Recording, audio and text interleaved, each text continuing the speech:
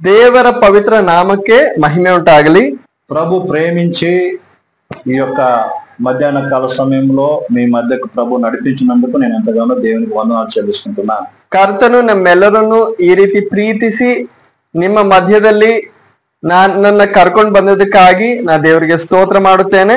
ముఖ్యంగా ఆయా ప్రదేశాల్లో పరిచయం చేస్తున్నటువంటి సేవకులని మీ అందరినీ కలుసుకోవడానికి, అలాగే మీ ముందు దేవుని వాక్యాన్ని పంచుకోవడానికి ప్రభు ఇచ్చిన గొప్ప సమయాన్ని బట్టి మరోసారి దేవునికి వందనాలు చెల్లిస్తున్నాను. ಬೇರೆ ಬೇರೆ ಪ್ರದೇಶಗಳಲ್ಲಿ ಸೇವೆ ಮಾಡುತ್ತಿರುವ ನೀವುಗಳೊಂದಿಗೆ ದೇವರ ವಾಕ್ಯ ಹಂಚುವುದಕ್ಕಾಗಿಯೂ ನಿಮ್ಮನ್ನ ಭೇಟಿ ಮಾಡುವುದಕ್ಕಾಗಿಯೂ ಕೊಟ್ಟಿರುವ ಒಳ್ಳೆ ಅವಕಾಶಕ್ಕಾಗಿ, ಸಂದರ್ಭಕ್ಕಾಗಿ ದೇವರಿಗೆ ಸ್ತೋತ್ರ. నా పేరు లోగనాథన్. నా పేరు, ನನ್ನ ಹೆಸರು ಲೋಗನಾಥ್ ಅಂತ. మా తల్లిదండ్రులు పెట్టినటువంటి పేరు తమిళ్లో లోగనాథన్. ನನ್ನ ತಂದೆ ತಾಯಿಗಳು ತಮಿಳಲ್ಲಿ ಇಟ್ಟಂತಹ ಹೆಸರೇನಾಗಿದೆ ಅಂದ್ರೆ లోగనాథన్. తమిళ ಹೆಸರು. మా పూర్వీకులు తమిళనాడులో ఈరోడ్ ప్రాంతం లక్కవరం అనేటువంటి ఒక గ్రామానికి చెందినటువంటి వారు. ನನ್ನ ಪೂರ್ವಿಕರು ఈరోడ్ನಲ್ಲಿ లక్కవరం జాతికి ಸೇರಿದವರು. అక్కడి నుంచి ఆ దినాల్లో పని నిమిత్తమై మరో ఇక్కడి నుంచి ఆంధ్ర ప్రాంతానికి వెళ్ళి, అక్కడి నుంచి తెలంగాణ ప్రాంతానికి వెళ్ళి ಹೈದರಾಬಾದ್ లో ಸೆಟ್ಲ್ ಅవ్వడం జరిగింది. ಉದ್ಯೋಗದ ಸಂದರ್ಭದಲ್ಲಿ ಅವರು ಈರೋಡ್ ತಮಿಳುನಾಡು ಬಿಟ್ಟು ಅವರು ಆಂಧ್ರಕ್ಕೆ, ತೆಲಂಗಾಣಗೆ ಬಂದು ಅಲ್ಲಿ ಸೆಟ್ಲ್ ಆದ್ರು. అక్కడే మా తల్లిదండ్రులకు వివాహం కూడా జరిగింది. ಅಲ್ಲೇ ನನ್ನ ತಂದೆ ತಾಯಿಗಳಿಗೆ ವಿವಾಹ ಕೂಡ ನಡೀತು. మేము కూడా అక్కడే జన్మించడం జరిగింది. ಅಲ್ಲೇ ನಾನು ಹುಟ್ಟಿ ಬೆಳೆದಿದ್ದು, అక్కడే చదువు అంతా కూడా జరిగింది. ಅಲ್ಲೇ ನನ್ನ ವಿದ್ಯಾಭ್ಯಾಸ ಎಲ್ಲವೂ ಕೂಡ. అయితే మాలో ఎవరు కూడా క్రైస్తవులు కారండి. ಆದ್ರೆ ಯಾರು ಕೂಡ ನಮ್ಮ ಸಂಬಂಧಿಕರಲ್ಲಿ ಕ್ರೈಸ್ತರಾಗಿರ್ಲಿಲ್ಲ. ఎవరు క్రైస్తవులు కాదు. ನಮ್ಮ ಪೂರ್ವಿಕರು ಕೂಡ ಯಾರು ಕ್ರೈಸ್ತರಲ್ಲ. మా తల్లిదండ్రులు కూడా క్రైస్తవులు కాదు. ನಮ್ಮ ತಂದೆ ತಾಯಿಗಳು ಕೂಡ ಕ್ರೈಸ್ತರಾಗಿರ್ಲಿಲ್ಲ. ಭయంಕರ విగ్రహారాధన చేస్తూ ఉండేటువంటి, ತುಂಬಾ ಉಗ್ರವಾಗಿ ತುಂಬಾ ನಿಷ್ಠೆಯಿಂದ ಅವರು ವಿಗ್ರಹಾರಾಧನೆ ಪೂಜೆಗಳು ಮಾಡ್ತಾ ಇದ್ರು. రకరకాల పుణ్యక్షేత్రాలకు వెళ్ళేవారు. ಬೇರೆ ಬೇರೆ ರೀತಿಯಾದ ಪುಣ್ಯ ಕ್ಷೇತ್ರಗಳಿಗೆ ಅಂದ್ರೆ ಗುಡಿ ಗೋಪುರಗಳಿಗೆ ಹೋಗೋರು. నాకు ఇంకొక పేరు కూడా ఉంది. ನನಗೆ ಇನ್ನೊಂದು ಹೆಸರು ಇದೆ, వెంకటేష్ అన్న పేరు ఉంది. ವೆಂಕಟೇಶ್ ಅಂತಾನು ನನಗೊಂದು ಹೆಸರಿದೆ. అనేక సార్లు మరి తిరుపతికి వెళ్ళేటువంటి వారు. ಯಾಕಂದ್ರೆ ಅನೇಕ ಬಾರಿ ನಾನು ತಿರುಪತಿಗೆ ಹೋಗ್ತಾ ಇದ್ದೆ. ನಮ್ಮ ತಂದೆ ತಾಯಿಗಳು ಕರ್ಕೊಂಡು ಹೋಗ್ತಾ ಇದ್ರು. చిన్నతనంలో తిరుపతి తీసుకెళ్లేవారు. నాకు ఇప్పటికి కూడా కొంచెం జ్ఞాపకం ఉంది. ಇವಾಗ ಕೂಡ ನನ್ಗೆ ಜ್ಞಾಪಕ ಇದೆ. ನಾನು ಚಿಕ್ಕವನಾಗಿದ್ದಾಗ ನನ್ನ ತಂದೆ ತಾಯಿಗಳು ತಿರುಪತಿಗೆ ಕರ್ಕೊಂಡು ಹೋಗ್ತಾ ಇದ್ರು. నాకు మూడు సార్లు నా వెంట్రుకలు అక్కడ ఇవ్వాలన్నటువంటి ఒక మొక్కుబడి ఉండేటువంటిది. 3 ಸಾರಿ ಅಲ್ಲಿ ನನ್ನ ತಲೆ ಕೂದಲು ಕೊಡ್ಬೇಕು ಅಂತ ಹರಕೆ ಇತ್ತು. అయితే ఒకసారి వెళ్ళడం జరిగింది. ಆದ್ರೆ ಒಂದ್ಸಾರಿ ನಾವು ಹೋದ್ವಿ. అదే కాకుండా ప్రతి సంవత్సరానికి 2 సార్లు మా ఇంట్లో మా కులదేవతను పూజించేటువంటి వారు. ಅದಲ್ಲದೆ ಈ ಒಂದು ಕಾರ್ಯ ಅಲ್ಲದೆ ನಮ್ಮ ಮನೆಯಲ್ಲಿ ನಮ್ಮ ಕುಲ ದೇವತೆಯನ್ನ ವರ್ಷದಲ್ಲಿ 2 ಸಾರಿ ಪೂಜೆ ಮಾಡ್ಬೇಕು ಅಂತ ಒಂದು ಪದ್ಧತಿ ಇತ್ತು. అలాగే సంవత్సరం కూడా మరి ఉపవాసం దీక్ష కూడా చేసేటువంటి వారు. ಪ್ರತಿ ವರ್ಷ ಕೂಡ ದೀಕ್ಷಾ ಉಪವಾಸ ದೀಕ್ಷಾ ಉಪವಾಸ ಮಾಡೋ ಒಂದು ದೀಕ್ಷೆ ತಗೊಳ್ಳೋ ಒಂದು ಪದ್ಧತಿ ಕೂಡ ಇತ್ತು ಪ್ರತಿ ವರ್ಷ. అలాగే మేము కూడా చిన్నప్పటి నుంచి ఎంతో భయభక్తులతో పూజించడం చేసేటువంటి వాళ్ళం. ಅದೇ ರೀತಿ ನಾವು ಚಿಕ್ಕ ವಯಸ್ಸಿನಿಂದಲೇ ನಾವು ಎಷ್ಟೋ ಭಯಭಕ್ತಿಯಿಂದ ಪೂಜೆ ಪುನಸ್ಕಾರ ಮಾಡ್ಕೊಂಡು ಬೆಳೆದವರು. రోజు సాయంకాలము కాలు చేతులు కడుక్కొని రోజు అగరబత్తిని ముట్టించి నేను పూజించేటువంటి వాడిని. ಯಾವಾಗ್ಲೂ ಸಾಯಂಕಾಲ ವೇಳೆ ಹಗಲು ಅಗರಬತ್ತಿలు ಮುಟ್ಟಿಂచి పొద్దున్నే ಸಾಯಂಕಾಲ ಪ್ರತಿ ಸಾಯಂಕಾಲ ನಾವು ಕೈಕಾಲು ತೊಳ್ಕೊಂಡು ನಾವು ತುಂಬಾ ಭಯಭಕ್ತಿಯೊಂದಿಗೆ ಅಗರಬತ್ತಿ ಅಂದ್ರೆ ಸಾಂಬ್ರಾಣಿ ಹಚ್ಚೋದು ಮತ್ತೆ ಪೂಜೆ ಮಾಡೋದು ಇದೆಲ್ಲ ಮಾಡ್ತಾ ಇದ್ವಿ. అలాగే శనివారం కూడా హనుమంతుని గుడికి వెళ్ళేటువంటి వారం ఉదయాన్నే స్నానం చేసుకొని ಪ್ರತಿ ಶನಿವಾರ ಬೆಳಿಗ್ಗೆ ಎದ್ದು ಸ್ನಾನ ಮಾಡಿ ಹನುಮಂತನ ಗುಡಿಗೆ ಹೋಗ್ತಾ ಇದ್ವಿ. మా అమ్మ కూడా అనేటువంటిది, నీకు అగరబత్తిని కొనుక్కోరావటం లేకపోతున్నావు, అంతగా అగరబత్తిని నువ్వు ఏం చేస్తూ కాల్ చేస్తున్నావు అనేటువంటి. ನಮ್ಮ ಅಮ್ಮ ಹೇಳ್ತಾ ಇದ್ರು, ಸಾಂಬ್ರಾಣಿ ತಗೊಳಕ್ ಆಗ್ತಾ ಇಲ್ಲ, ಅಷ್ಟೊಂದು ಖರ್ಚು ಮಾಡ್ತಾ ಇದೀಯ, ಅಷ್ಟೊಂದು ಪೂಜೆ ಮಾಡ್ತಾ ಇದೀಯ, ಸಾಂಬ್ರಾಣಿನೇ ಸಾಲ್ತಾ ಇಲ್ಲ ಮನೆಯಲ್ಲಿ, ಇದು ಏನು ಅಂತ. అలా ఎంతో భయభక్తులతో కొనసాగుతుంది.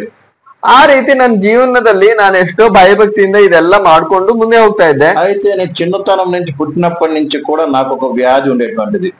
ಆದ್ರೆ ನಾನು ಚಿಕ್ಕವನಾಗಿ ಹುಟ್ಟು ಬೆಳೆದಿಂದಾನೇ ನನ್ ಚಿಕ್ಕ ವಯಸ್ಸಲ್ಲೇ ಒಂದು ವ್ಯಾಧಿ ನನ್ಗಿತ್ತು. 3 నెలలకే నాకు ఫిట్స్ వచ్చింది. ನಾನು ಹುಟ್ಟಾದ್ಮೇಲೆ 3 ತಿಂಗಳಲ್ಲೇ ನನ್ಗೆ ಫಿಟ್ಸ್ ಬಂತು. అప్పుడు ఆ పూర్వకాలం ఏం చేస్తారంటే ఫిట్స్ వచ్చిన వ్యక్తులు కాల్చేటువంటి వారు, నిప్పుతో కాల్చేటువంటి వారు.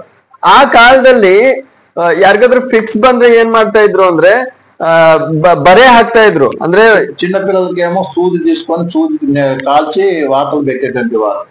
ಅಂದ್ರೆ ಚಿಕ್ಕ ಮಕ್ಕಳಂದ್ರೆ ಏನಾದ್ರು ಒಂದು ಕಬ್ಬಣ ತಗೊಂಡು ಅದನ್ನ ಬಿಸಿ ಮಾಡಿ ಮೆತ್ತಿಗೆ ಹಣೆ ಮೇಲೆ ಇಡ್ತಾ ಇದ್ರು. నాకు ఫిట్స్ వచ్చినప్పుడు సూది దొరకలేదు. ಆದ್ರೆ ನನಗ್ ಫಿಟ್ಸ್ ಬಂದಾಗ ಆ ರೀತಿಯಾದ ಒಂದು ಸೂಜಿ ಸಿಗ್ಲಿಲ್ಲ. ఎవరు అక్కడ ఉన్నటువంటి బీడి తాగుతున్నారు. ಅಲ್ಲಿ ಇರೋರು ಬೀಡಿ ಸೇರ್ತಾ ಇದ್ರು. ఆ బీడి తీసుకొచ్చి వాతలు పెట్టారు నాకు. ಆ ಬೀಡಿ ತಗೊಂಡು ನನ್ನ ಹಣೆಗೆ ಹಾಕಿದ್ರು, ಸುಟ್ಟಿದ್ರು. ఇప్పటికి నాకు గుర్తుంది, చూడండి మీరు దగ్గర నుంచి. ಇವಾಗ್ಲೂ ನನ್ನ ಹಣೆ ಮೇಲೆ ನೀವು ನೋಡಿದ್ರೆ ಹೌದು ಗುರುತಿದೆ. ఈ చేతిలో కూడా ఇక్కడ ఉంది. ಇವಾಗ್ಲೂ ನನ್ನ ಕೈಗಳಲ್ಲೂ ಆ ಗುರುತಿದೆ.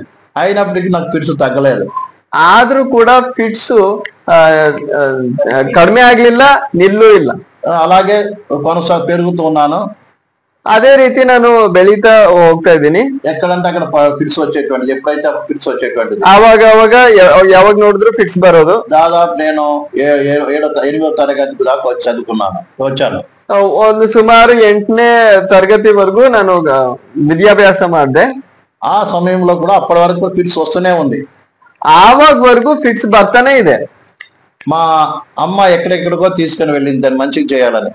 ಇದನ್ನ ಸರಿ ಮಾಡೋದಕ್ಕೆ ಇದಕ್ಕೆ ಒಂದು ಪರಿಹಾರ ಆಗ್ಬೇಕು ಅಂತ ನನ್ನ ತಾಯಿ ಎಲ್ಲೆಲ್ಲೋ ಕರ್ಕೊಂಡು ಹೋದ್ರು. మంత్రగాళ్ళ దగ్గర తీసుకెళ్ళింది, ಮಂತ್ರವಾದಿಗಳ ಹತ್ರ. ఎవరు ఎక్కడికి రమ్మంటే అక్కడ తీసుకొని వెళ్ళారు. ಎಲ್ಲಿ ಕರೆದ್ರು ಕರ್ಕೊಂಡ್ ಬನ್ನಿ ಅಂದ್ರೆ ಕರ್ಕೊಂಡು ಹೋಗೋದು. ఆయన కూడా ఫిట్స్ తగ్గలేదు. ಆದ್ರೂ ಕೂಡ ಫಿಟ್ಸ್ ಕಡಿಮೆ ಆಗ್ಲಿಲ್ಲ.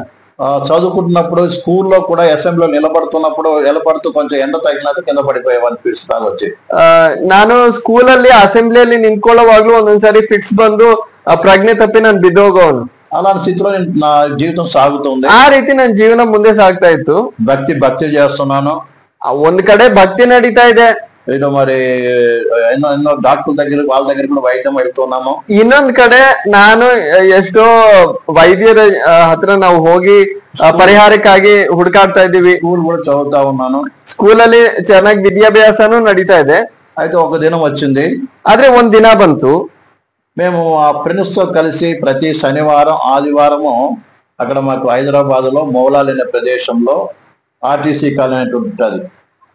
ಹೈದರಾಬಾದ್ ಅಲ್ಲಿ ಮೌಲಾಲಿ ಪ್ರದೇಶದಲ್ಲಿ ಒಂದು RTC ಕಾಲನಿ ಅಂತ ಒಂದು ಪ್ರದೇಶ ಇದೆ. అక్కడికి వెళ్ళి మేము రోజు ఆ గ్రౌండ్ లో క్రికెట్ ఆడేటువంటి వాళ్ళం.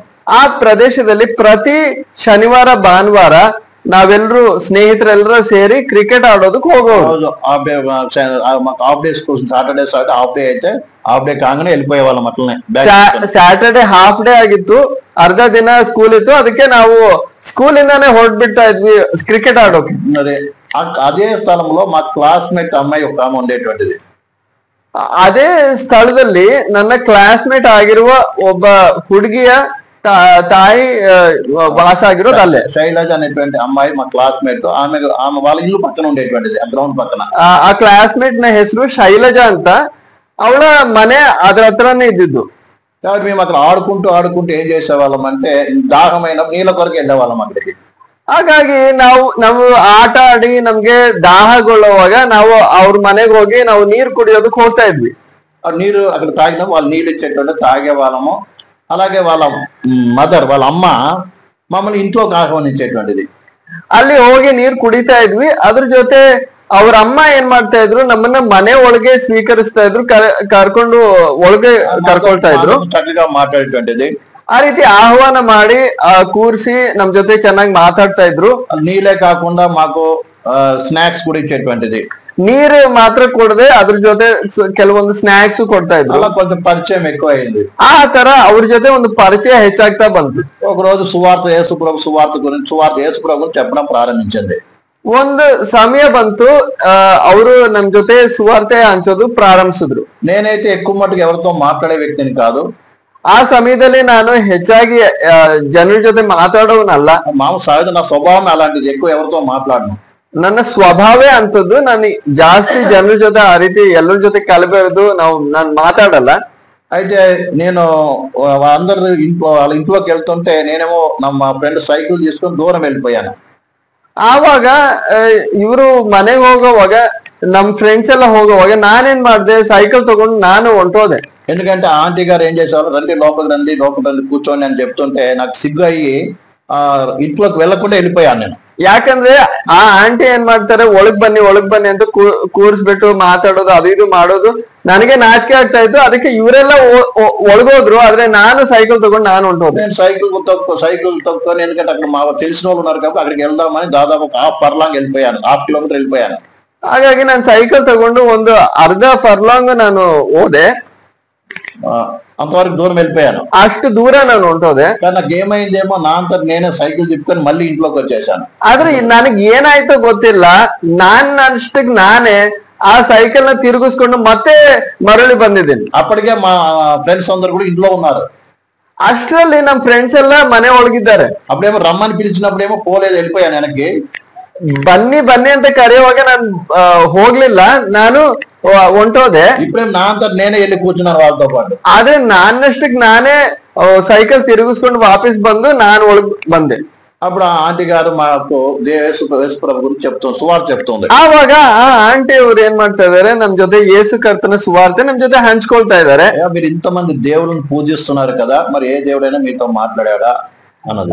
ಏನಯ್ಯ ನೀವು ಇಷ್ಟ ದೇವತೆಗಳನ್ನ ಪೂಜೆ ಮಾಡ್ತಾ ಇದ್ದೀರಾ, ನಿಮ್ಗೆ ಯಾರಾದ್ರೂ ಸಹಾಯ ಮಾಡಿದ್ರ, ನಿಮ್ಗೆ ರಕ್ಷಣೆ ಕೊಟ್ರ, ఎవరైనా మీతో మాట్లాడారా, ಯಾರಾದ್ರೂ ನಿಮ್ ಜೊತೆ ಮಾತಾಡಿದ್ರ, ఎవరన్నా మరి మేము రక్షిస్తారని చెప్పారా, మీ పాపాలు క్షమిస్తారని చెప్పారా, ಯಾರಾದ್ರೂ ಅವರಲ್ಲಿ ನಿಮ್ಗೆ ಪಾಪದ ಕ್ಷಮಾಪಣೆ ನಾನು ಕೊಡ್ತೀನಿ, ಬಿಡಿಸ್ತೀನಿ, ರಕ್ಷಣೆ ಮಾಡ್ತೀನಿ ಅಂತ ಯಾರಾದ್ರೂ ಹೇಳಿದ್ರ?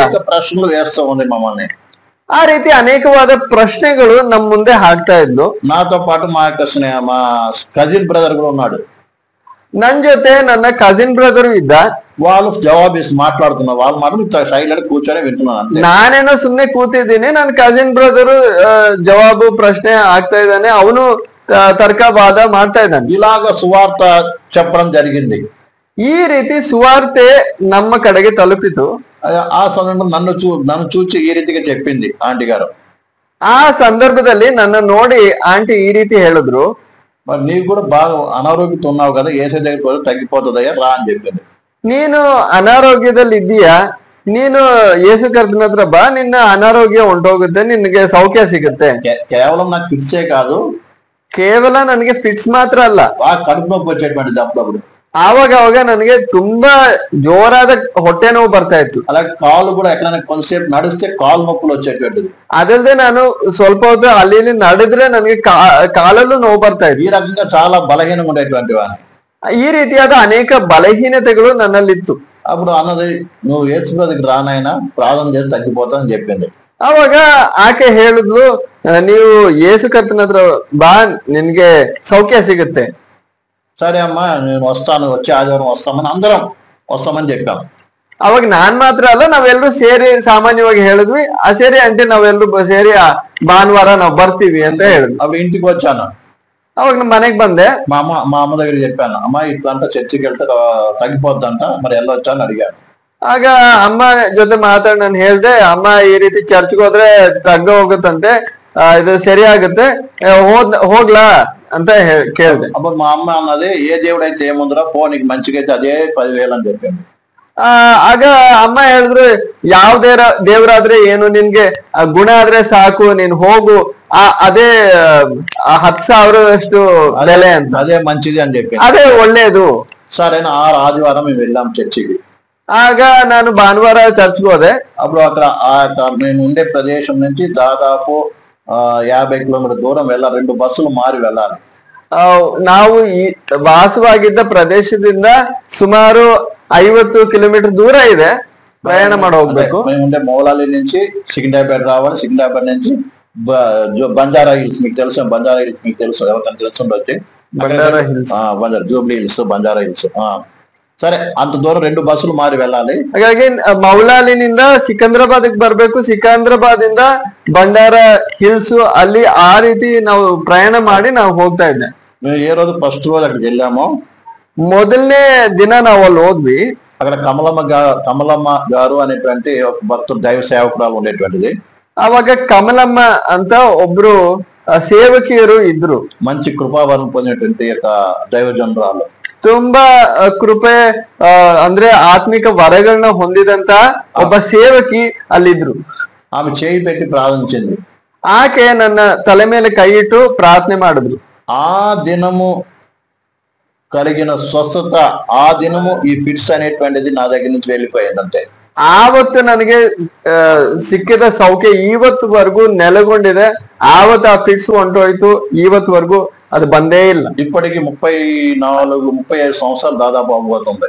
ಆವತ್ತಿಂದ ಇವಾಗ 35 ವರ್ಷಗಳಾಗ್ತಾ ಇದೆ ಸುಮಾರು. జరిగిన సంఘటన 1988లో.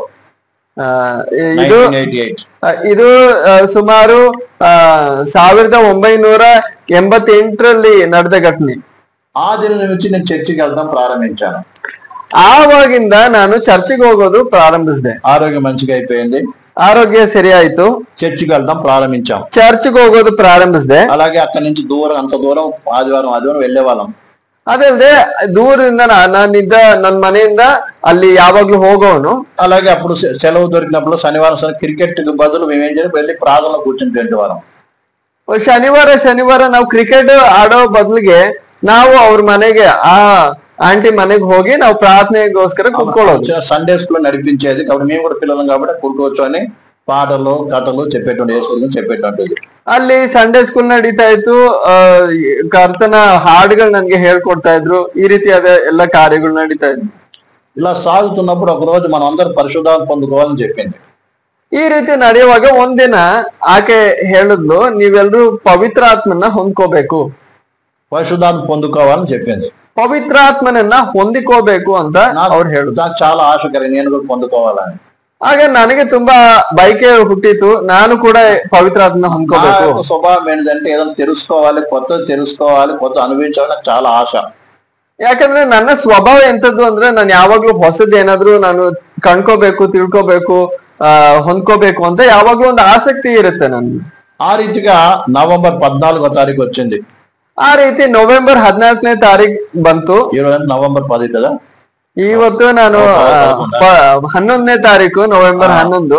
ఆ రోజు నాకు 14th ಆವತ್ತು ನವೆಂಬರ್ 14 నెహ్రూ పుట్టినరోజు, ನೆಹರು ಹುಟ್ಟಿದ ದಿನ, చిల్డ్రన్స్ డే. చిల్డ్రన్స్ డే మా స్కూల్లో సెలబ్రేట్ చేశారు. ಚಿಲ್ಡ್ರನ್ಸ್ ಡೇ ಅಂದ್ರೆ ಮಕ್ಕಳ ದಿನಾಚರಣೆ ಶಾಲೆಯಲ್ಲಿ ಮಾಡಿದ್ರು. మా ఆంటీ గారు ఏం చెప్పారంటే, ఆ రోజు మనం అందరం పరశురాంపూర్ కనిపెడదాం, మీరు రండిరా అని చెప్పింది. ಆಗ ಆಂಟಿ ಏನ್ ಹೇಳಿದ್ರು, ಆ ದಿನ ನಾವೆಲ್ಲರೂ ಸೇರಿ ಬಂದು ನಾವು ಪವಿತ್ರಾತ್ಮನ ಅಭಿಷೇಕಕ್ಕಾಗಿ ನಾವು ಸೇರಿ ಬಂದು ಪ್ರಾರ್ಥನೆ ಮಾಡೋಣ ಬನ್ನಿ ಅಂತ ಹೇಳಿ. ఉపవాసం కూడా ఉండి రండి అని చెప్పింది. ನೀವು ಉಪವಾಸ ಮಾಡಿ ಬಂದ್ರು ಇನ್ನೂ ಚೆನ್ನಾಗಿರುತ್ತೆ, ನೀವು ಉಪವಾಸ ಮಾಡ್ಕೊಂಡು ಬನ್ನಿ ಅಂತ. ఆ రోజు నేను కూడా ఏం తినకుండా ఉపవాసం ఉన్నాను.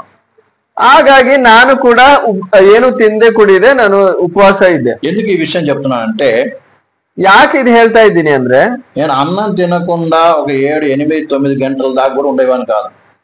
ಯಾಕಂದ್ರೆ ನಾನು ಅನ್ನ ಸಾರು ತಿಂದೆ 8, 9 ಗಂಟೆಗಳು ನಾನು ಇರೋನಲ್ಲ. 8, 9 అయితే కళ్ళు తిరిగి పడిపోతాను. ఇంకా 8, 9 ಗಂಟೆಗಳಾದ್ಮೇಲೆ ನಾನು ಪ್ರಜ್ಞೆ ತಪ್ಪಿ ನಾನು ಬಿದ್ದೋಗ್ತೀನಿ. అప్పుడు నేను చాలా బక్కగా ఉండేటువంటి. ನಾನು ತುಂಬಾ ಸಣ್ಣಗಿದ್ದೆ, ತುಂಬಾ ಬಲಹೀನವಾಗಿದ್ದೆ. కానీ ఆ రోజు ఉపవాసం అన్నం తినక ఉన్నప్పటికీ కూడా నాకు ఏమీ కాలేదు. ಆದ್ರೂ ಕೂಡ ಆ ಸಂದರ್ಭದಲ್ಲಿ ನಾನು ಉಪವಾಸ ಇದ್ದಾಗ ನನ್ಗೇನು ಆಗ್ಲಿಲ್ಲ. తెలియకుండా ఏం చేసి అక్కడ బిస్కెట్లు 2-3 తిన్నాను అంతే. ನನಗೆ ಗೊತ್ತಿಲ್ಲದೆ ಏನೋ ಬಿಸ್ಕೆಟ್ ತಿಂದೇನೋ. సరే, మొత్తానికి అయితే ప్రార్థనకి వెళ్ళాం. ಕೊನೆಗೆ ನಾವು ಪ್ರಾರ್ಥನೆಗೆ ಹೋದ್ವಿ. అప్పుడు ఆంటీ గారు చెప్పారు, ಆಗ ಆಂಟಿ ಹೇಳಿದ್ರು, మనం అందరం పాపులము, ನಾವೆಲ್ಲರೂ ಪಾಪಿಗಳು, మన జన్మ కర్మ పాపాలు మన మీద ఉన్నాయి, ನಮ್ಮ ಜನ್ಮದ ಕರ್ಮಗಳ ಎಲ್ಲ ಪಾಪಗಳು ನಮ್ಮ ಮೇಲೆ ಇದೆ. కాబట్టి అందరూ కూడా మేము ఈ పాపాలు యేసయ్య ఒప్పుకొని, ఎందుకంటే యేసయ్య ఒక్కడే పాపాలు క్షమించేవాడు, విడిపించేవాడు. ಆದ ಕಾರಣ ನಾವು ಕರ್ತನಾದ ಯೇಸು ಕರ್ತನ ಹತ್ರ ನಮ್ಮ ಪಾಪಗಳನ್ನ ಪಶ್ಚಾತ್ತಾಪದೊಂದಿಗೆ ಅರಿಕೆ ಮಾಡ್ಕೋಬೇಕು. ಯಾಕಂದ್ರೆ ಆತನು ಮಾತ್ರವೇ ನಮ್ಮ ಪಾಪಗಳಿಂದ ರಕ್ಷಣೆ ಮಾಡುವ ಅದಕ್ಕೆ ಸಮರ್ಥ. అందరూ అక్కడ చాలా 10-12 మంది దాకా కూర్చొని ఉన్నాం. ನಾವು ಸುಮಾರು 15 ಜನ ಕೂತಿದ್ದೀವಿ ಅಲ್ಲಿ. వాళ్ళ పిల్లలు కూడా 3 ఉన్నారు. ಅವರ ಮಕ್ಕಳು 2-3 ಇದ್ದಾರೆ. ఆంటీ గారికి 3 కుమార్తెలు. ಆ ಆಂಟಿ ಅವ್ರಿಗೆ 3 ಹೆಣ್ಮಕ್ಳಿದ್ದರು. వాళ్ళు కూడా ఉన్నారు అక్కడ. ಅವರು ಕೂಡ ಕೂತಿದ್ರು. అలాగే మాతో కూడా ఫ్రెండ్స్ అందరు కూడా 10-15 మంది కూర్చొని కూర్చున్నాం అందరం. ನಮ್ಮ ಎಲ್ಲಾ ಫ್ರೆಂಡ್ಸ್ 10-15 ಜನ ನಾವು ಕೂತಿದ್ದೀವಿ. ఒకరి తర్వాత ఒకరు ప్రార్థన చేశాం. ಒಬ್ಬರಾದ್ಮೇಲೆ ಒಬ್ರು ಪ್ರಾರ್ಥನೆ ಮಾಡ್ತಾ ಇದ್ದೀವಿ. తర్వాత అందరు కళ్ళు మూసుకొని పాట పాడదామని పరిశుద్ధాత్మను పంపుదేవా మమ్మల్ని అగ్నితో నింపుదేవా అనే పాట పాడడం ప్రారంభించాం. ಪ್ರಾರ್ಥನೆ ಆದ್ಮೇಲೆ ನಾವೆಲ್ಲರೂ ಸೇರಿ ಹಾಡು ಹಾಡೋದಕ್ಕೆ ಪ್ರಾರಂಭಿಸಿದ್ವಿ. ಪರಿಶುದ್ಧಾತ್ಮ ದೇವರೇ ಅಗ್ನಿ ನಮ್ಮ ಮೇಲೆ ಇಳಿಸು ಅಂತ ನಾವು ಹಾಡ್ತಾ ಪ್ರಾರ್ಥನೆ చేయడం ప్రారంభించాం చప్పలు కొడుతూ. ನಾವೆಲ್ಲರೂ ಕಣ್ಣುಗಳು ಮುಚ್ಚಿ ನಾವು ಚಪ್ಪಾಳೆ ಹೊಡಿತಾ ನಾವು ಹಾಡ್ ಹಾಡುತ್ತಾ ಪ್ರಾರ್ಥನೆ ಮಾಡೋದು ಪ್ರಾರಂಭಿಸಿದ್ವಿ. అక్కడ ఆనాడు మరి పెంతుకో దినమున అపోస్తుల మీద ఏ రీతిగా పరిశుద్ధాత్మ దిగిందో అందరి మీద నింపబడింది. ಪಂಚಾಶತಮ ಹಬ್ಬದ ದಿನದಲ್ಲಿ ಅಪೊಸ್ತಲರ ಮೇಲೆ ಹೇಗೆ ಪವಿತ್ರಾತ್ಮ ಇಳಿದು ಬಂದನೋ ಅದೇ ರೀತಿಯಲ್ಲಿ ನಾವು ಕುಳಿತಿದ್ದ ಎಲ್ಲಾರ ಮೇಲೆ ಪವಿತ್ರಾತ್ಮನು ಇಳಿದು ಬಂದರು. ಆತ್ಮ ನಿಂಪಬಡಿ ದೇವನ ಅನ್ಯ ಭಾಷೆಗಳನ್ನು ಆರಾಧಿಸಲು ಪ್ರಾರಂಭಿಸಿದರು. ಕೂತಿದ್ದ ಎಲ್ಲರೂ ಕೂಡ ಪವಿತ್ರಾತ್ಮ ಭರಿತರಾಗಿ ಅನ್ಯ ಭಾಷೆಗಳಲ್ಲಿ ಆರಾಧನೆ ಮಾಡುವುದು ಪ್ರಾರಂಭಿಸಿದ್ವಿ. ಆ ರೀತಿ ದೇವರು ನನ್ನ ಕೂಡ ತನ್ನ ಆತ್ಮವನ್ನು ನಿಂಪಾడు. ಆ ಸಂದರ್ಭದಲ್ಲಿ ನಾನು ಕೂಡ ಪವಿತ್ರಾತ್ಮನಿಂದ ತುಂಬಲ್ಪಟ್ಟೆ. ಆ ರೀತಿ ಪರಿಶುದ್ಧ ನಿಂಪబడడం జరిగింది. ಆ ರೀತಿ ದೇವರು ನನ್ನ ಪವಿತ್ರಾತ್ಮನೊಂದಿಗೆ ತುಂಬಿದನು. అప్పటికి నేను బ్యాప్టిజం తీసుకోలేదండి. ఆ సందర్భంలో ನನಗಿನ್ನೂ దీక్షా స్నాన ಆಗಿಲ್ಲ, ನೀರಿನ దీక్షా స్నాన. అదే వారంలో మరి మేము ఏ సంఘానికి వెళ్తున్నామో ఆ సంఘములో దైవజనుడు క్యాప్టెన్ ఏమి స్వాములు గారు వస్తున్నారు, బ్యాప్టిజం కార్యక్రమాలు కూడా ఉన్నాయని చెప్పడం జరిగింది మాకు. ಆ ಸಂದರ್ಭದಲ್ಲಿ ನಮ್ಗೆ ಒಂದು ಸೂಚನೆ ದೊರಕಿತು. ಏನಂದ್ರೆ ನಾವು ಹೋಗುವ ಆ ಚರ್ಚ್ಗೆ ಕ್ಯಾಪ್ಟನ್ ಎಂ ಸ್ಯಾಮ್ಯುಯಲ್ ಎಂಬ ದೇವ ಸೇವಕರು ಬರ್ತಾ ಇದ್ದಾರೆ, ಅವರು ಬಂದು ದೀಕ್ಷಾ ಸ್ನಾನದ ಕಾರ್ಯಕ್ರಮ ನಡೆಸ್ತಾರೆ ಅಂತ ಸೂಚನೆ ಪ್ರಕಟಣೆ ಉಂಟಾಯಿತು. ಅಪೋಸ್ಟಲ್ ಆದ ಕ್ಯಾಪ್ಟನ್ ಎಂ ಸ್ಯಾಮ್ಯುಯಲ್ ಅವರು. దేవుని పరిశుద్ధ నామమునకు మహిమ కలుగును గాక. ಕರ್ತನ ಪವಿತ್ರ ಹೆಸರಿಗೆ ಮಹಿಮೆ ಉಂಟಾಗಲಿ. ఈ రెండవ కూడికలో ప్రభు నడిపించినందుకు నేను ఎంతగానో దేవుడికి వందనాలు చెల్లిస్తున్నాను. ಈ 2ನೇ ಕೂಟಕ್ಕಾಗಿ ನಾನು ದೇವರಿಗೆ ಕೃತಜ್ಞತೆಗಳನ್ನ ಸಲ್ಲಿಸ್ತಾ ಇದ್ದೀನಿ. మనం ఉదయకాలంలో కొంచెం సాక్ష్యము తర్వాత దేవుని వాక్యాన్ని చూసాం. ನಾವು ಮಧ್ಯಾಹ್ನದ ವೇಳೆ ನಾವು ಒಂದು ಸಾಕ್ಷಿಯನ್ನ ಕೇಳಿದ್ವಿ, ದೇವರ ವಾಕ್ಯದ ಸಂದೇಶವನ್ನು ಕೂಡ ಕೇಳಿದ್ವಿ. ఈ సాయంకాల సమయంలో ಈ ಸಾಯಂಕಾಲ ವೇಳೆ దేవుని వాక్యం నుండి ದೇವರ ವಾಕ್ಯದಿಂದ మత్తయి సువార్త ಮತ್ತಾಯನು ಬರೆದ ಸುವಾರ್ತೆ 28వ అధ్యాయము 28ನೇ ಅಧ್ಯಾಯ, ಮತ್ತಾಯ 28 18 నుంచి 20 వరకు చదువుకుందాం. 18ರಿಂದ 20ನೇ ವಾಕ್ಯದವರೆಗೂ ನಾವು ಸೇರಿ ಓದೋಣ. ಯಾರಾದ್ರೂ ಒಬ್ರು ಸ್ವರವನ್ನೆತ್ತಿ ಓದಿ. ಪರಲೋಕದಲ್ಲಿಯೂ ಭೂಲೋಕದಲ್ಲಿ ಎಲ್ಲಾ ಅಧಿಕಾರ ನಮಗೆ ಕೊಡಲ್ಪಟ್ಟಿದೆ. ಆದ್ರಿಂದ ನೀವು ಹೊರಟು ಹೋಗಿ ಎಲ್ಲಾ ದೇಶಗಳ ಜನರನ್ನು ಶಿಷ್ಯರನ್ನಾಗಿ ಮಾಡಿರಿ. ಅವರಿಗೆ ತಂದೆಯ ಮಗನ ಪವಿತ್ರಾತ್ಮನ ಹೆಸರಿನಲ್ಲಿ ದೀಕ್ಷಾ ಸ್ನಾನ ಮಾಡಿಸಿ, ನಾನು ನಿಮಗೆ ಆಜ್ಞಾಪಿಸಿದ್ದನ್ನ ಕಾಪಾಡಿಕೊಳ್ಳುವುದಕ್ಕೆ ಅವರಿಗೆ ಉಪದೇಶ ಮಾಡಿರಿ. ನೋಡಿರಿ, ನಾನು ಯುಗದ ಸಮಾಪ್ತಿ ಇವರಿಗೆ ಎಲ್ಲಾ ದಿವಸ ನಿಮ್ಮ ಸಂಗಡ ಇರುತ್ತೇನೆ ಎಂದು ಹೇಳಿದರು. చిన్న ప్రార్థన చేసుకుందాం. ನಾವು ಚಿಕ್ಕದಾಗಿ ಮತ್ತೊಮ್ಮೆ ಪ್ರಾರ್ಥನೆ ಮಾಡೋಣ. స్తోత్ర మహోన్నతుడైన తండ్రి, స్తోತ್ರ ಮಹಿಮೆಯುಳ್ಳ ದೇವರೇ, ನೀವು ఇచ్చినటువంటి వచనాన్ని బట్టి వందనాలు చెల్లిస్తున్నాము. ನೀನು ನಮಗೆ ಇವತ್ತು ಕೊಟ್ಟಿರುವ ಈ ವಾಕ್ಯ ಭಾಗಕ್ಕಾಗಿ ನಾವು ಸ್ತೋತ್ರ ಮಾಡುತ್ತೇವೆ. చదవని వచనం ద్వారా నీ దాసుమైన మాతో మాట్లాడమని, ಓದಿರುವ ಈ ವಾಕ್ಯ ಭಾಗದ ಮೂಲಕ ನಮ್ಮ ಜೊತೆ ಮಾತನಾಡಬೇಕೆಂಬುದಾಗಿ, నీ నామం గొప్ప చేసుకోవాలని, ನಿನ್ನ ಹೆಸರನ್ನು ಮಹಿಮೆ ಪಡಿಸಬೇಕೆಂಬುದಾಗಿ, నీవు ఆజ్ఞాపించినట్టుగా పరిచయం చేయడం కృప అనుగ్రహించమని, ನೀನು ಆಜ್ಞಾಪಿಸಿರುವ ರೀತಿಯಲ್ಲಿ ನಾವು ಸೇವೆ ಮಾಡುವುದಕ್ಕೆ ಸಹಾಯ ಮಾಡಬೇಕೆಂಬುದಾಗಿ యేసు నామం అడుగుచున్నాము తండ్రి. ಯೇಸು ಕರ್ತನ ನಾಮದಲ್ಲಿ ಕೇಳಿಕೊಳ್ಳುತ್ತೇವೆ ತಂದೆಯೇ. మనము ఉదయకాల సమయంలో అపోస్తలుడైన పౌలుకి దేవుడు ఏమని ఆజ్ఞాపించాడో ఆ విషయాన్ని మనము చూసాం. ಮಧ್ಯಾಹ್ನ ನಾವು ಗಮನಿಸ್ತಾ ಇದ್ವಿ, ದೇವರು ಅಪೊಸ್ತಲನಾದ ಪೌಲನಿಗೆ ಎಂತಹ ಒಂದು ಅಪ್ಪಣೆ ಅಥವಾ ಸೇವೆ ಒಪ್ಪಿಸಿ ನೇಮಿಸಿ ಕೊಟ್ಟ ಅಂತ. సేవ ఎలా ఆయన చేయవలసిన పని ఏమిటి, లేదా ఆయన చేయవలసిన సేవ ఏమిటి అన్నటువంటిది మనము చూసాం. ಆತನು ಮಾಡಬೇಕಾಗಿರುವ ಸೇವೆ ಅಥವಾ ಕೆಲಸ ಏನಾಗಿತ್ತು ಅಂತ ನಾವು ಗಮನಿಸಿದ್ವಿ. అలాగే అపోస్తులకు అనగా యేసు ప్రభు మరి ఏర్పాటు చేసుకున్నటువంటి మరి 11 మంది శిష్యులకు ఏమని ఆజ్ఞాపించి ఆరోహణమయ్యాడో ఆ విషయాన్ని మనకి చదువుతున్నాం. ಇವಾಗ ಈ ವಾಕ್ಯ ಭಾಗದಲ್ಲಿ ನಾವು ಗಮನಿಸ್ತಾ ಇರೋದು, ಕರ್ತನಾದ ಯೇಸು ಕ್ರಿಸ್ತನು ತನ್ನ ಶಿಷ್ಯರಾದ ಅಪೊಸ್ತಲರಿಗೆ, ವಿಶೇಷವಾದ 12 ಶಿಷ್ಯರಾದ ಅಪೊಸ್ತಲರಿಗೆ ಕೊನೆಯದಾಗಿ ಆಜ್ಞಾಪಿಸಿದ್ದೆ ಏನು ಅಂತ? ఈ పరిచర్యే కొత్త నిబంధన పరిచర్య ఉన్నది. ಈ ಸೇವೆಯೇ ಹೊಸ ಒಡಂಬಡಿಕೆಯ ಸೇವೆಯಾಗಿದೆ. మనకి చదివినట్లయితే ಇಲ್ಲಿ ನಾವು ಓದೋದು, పరలోకమందును భూమి మీదన సర్వాధికారం ఇవ్వబడి ఉన్నది.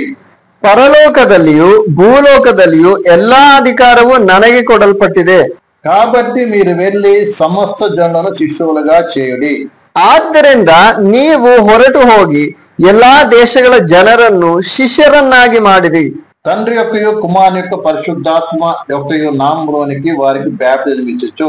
ಅವರಿಗೆ ತಂದೆಯ ಮಗನ ಪವಿತ್ರಾತ್ಮನ ಹೆಸರಿನಲ್ಲಿ ದೀಕ್ಷಾ ಸ್ನಾನ ಮಾಡಿಸಿ, నేను మీకు ఏ ఏ సంగతులను ఆజ్ఞాపించితినో ನಾನು ನಿಮಗೆ ಆಜ್ಞಾಪಿಸಿದ್ದನ್ನೆಲ್ಲ వాడని గైకొనవలని వారికి బోధించుడి. ಕಾಪಾಡಿಕೊಳ್ಳುವುದಕ್ಕೆ ಅವರಿಗೆ ಉಪದೇಶ ಮಾಡಿರಿ. నేను యుగ సమాప్తి వరకు సదాకాలం మీతో కూడా ఉన్నాను. ನೋಡಿರಿ, ನಾನು ಯುಗದ ಸಮಾಪ್ತಿಯವರೆಗೂ ಎಲ್ಲಾ ದಿವಸ ನಿಮ್ಮ ಸಂಗಡ ಇರುತ್ತೇನೆ. అక్కడ అపోస్తులైన పౌలు కూడా దేవుడు ఆజ్ఞాపించిన తర్వాత ఇదిగో నేను తోడుగా ఉన్నానని సెలవిచ్చాడు. ನಾವು ಅಪೊಸ್ತಲನಾದ ಪೌಲನಿಗೆ ಕರ್ತನು ಹೇಳಿದ ಮಾತಿನ ಆ ವಾಕ್ಯ ಭಾಗವನ್ನ ಗಮನಿಸಿದಾಗ ನಾವು ಗಮನಿಸಿದ್ವಿ, ಅಲ್ಲಿ ಕೂಡ ಆಜ್ಞೆ ಕೊಟ್ಟ ಜೊತೆ ಕರ್ತನು ಮಾತು ಕೊಡ್ತಾ ಇದ್ದಾನೆ, ನಾನ್ ನಿನ್ನ ಜೊತೆ ಇರುತ್ತೇನೆ. నేను ఏం ఆజ్ఞాపించానో దాన్ని మీరు చెయ్యండి, నేను మీకు తోడుగా ఉన్నాను అన్నాడు. ನಾನು ಅಪ್ಪಣೆ ಕೊಡ್ತಾ ಇರೋದನ್ನ ನೀವು ಮಾಡಿ, ನಾನ್ ನಿಮ್ ಜೊತೆ ಇರ್ತೀನಿ ಅಂತ ಕರ್ತನು ಹೇಳ್ತಾ ಇದ್ದಾನೆ. ఇక్కడ కూడా అపోస్తులతో కూడా దేవుడు ఏమంటున్నాడంటే మీరు వెళ్ళి సర్వజనులను శిష్యులుగా చేయండి.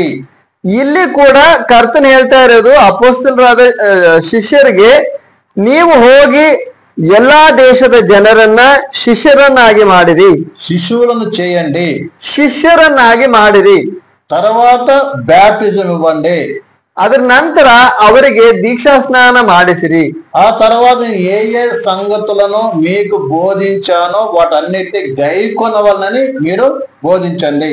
ಅದರ ನಂತರ ನಾನು ನಿಮ್ಗೆ ಏನೆಲ್ಲ ಆಜ್ಞೆಗಳು ಕೊಟ್ಟಿದ್ದೇನೋ ಆ ಆಜ್ಞೆಗಳನ್ನೆಲ್ಲ ಪಾಲಿಸ್ಬೇಕು, ಅನುಸರಿಸಬೇಕು ಅಂತ ಬೋಧಿಸಿ ಅವರನ್ನ ಉಪದೇಶ ಮಾಡಿ ನಡೆಸಿರಿ. ఇదిగో నేను యుగ సమాప్తి వరకు నేను తోడుగా ఉన్నాను అంటున్నాడు. ಈಗೋ ನಾನು ನಿಮ್ಮ ಜೊತೆ ಯುಗದ ಸಮಾಪ್ತಿಯವರೆಗೂ ಯಾವಾಗ್ಲೂ ಜೊತೆ ಇರುತ್ತೇನೆ. ఇక్కడ దేవుని సేవకులుగా మనం గ్రహించవలసింది ఏంటిదంటే, ಇಲ್ಲಿ ದೇವರ ಸೇವಕರಾದ ನಾವು ಗ್ರಹಿಸಬೇಕಾಗಿರೋ ವಿಷಯ ಏನಂದ್ರೆ, మనకి ఏం ఆజ్ఞాపించాడో దానిని మాత్రం మనం చేయవలసిన వారముగా ఉన్నాము. ದೇವರು ಏನು ಆಜ್ಞಾಪಿಸಿದ್ದಾನೋ ಅದನ್ನ ಮಾತ್ರ ನಾವು ಮಾಡಬೇಕಾದ ಬಾಧ್ಯತೆ ನಮ್ಗಿದೆ. అప్పుడు దేవుడు మనతో ఉంటాడు. ಆವಾಗ ದೇವರು ನಮ್ಮ ಜೊತೆ ಇರುತ್ತಾನೆ. బాగా అర్థం చేసుకోవాలి. ನಾವು ಚೆನ್ನಾಗಿ ಇದನ್ನ ಅರ್ಥ ಮಾಡ್ಕೋಬೇಕು. దేవుడు మనకు తోడుగా ఉండాలా లేకుంటే మిగతా విషయాలు తోడుగా ఉండాలా? ದೇವರು ನಮ್ಮ ಜೊತೆ ಇರ್ಬೇಕಾ, ಬೇರೆ ಮಿಕ್ಕಾದ ವಿಷಯಗಳು ನಮ್ ಜೊತೆ ಇರ್ಬೇಕಾ? ಹೇಳಿ. దేవుడు తోడుగా ఉండాలంటే మనం ఏం చేయాలి? ದೇವರು ನಮ್ಮ ಜೊತೆ ಇರ್ಬೇಕು ಅಂದ್ರೆ ನಾವೇನ್ ಮಾಡ್ಬೇಕು? దేవుడు ఏం ఆజ్ఞాపించాడో దానిని చెయ్యాలి. ದೇವರು ಏನ್ ಅಪ್ಪಣೆ ಕೊಟ್ಟಿದ್ದಾನೋ ಅದನ್ನ ಮಾಡ್ಬೇಕು. ఎందుకంటే మనం దేవుని చేత పిలువబడి ఏర్పాటు చేయబడి పంపబడినటువంటి ఆయన సేవకులము. ಯಾಕಂದ್ರೆ ನಾವು ಕರ್ತನಿಂದ ಕರೆಯಲ್ಪಟ್ಟವರು, ಕಳಿಸಲ್ಪಟ್ಟವರು, ಸೇವಕರಾಗಿ ನೇಮಿಸಲ್ಪಟ್ಟವರು ಆಗಿದ್ದೇವೆ. అందుకని దేవుడు ఏం చెప్తే దాన్ని ఏం చేయాలి? మనము చేయాలి.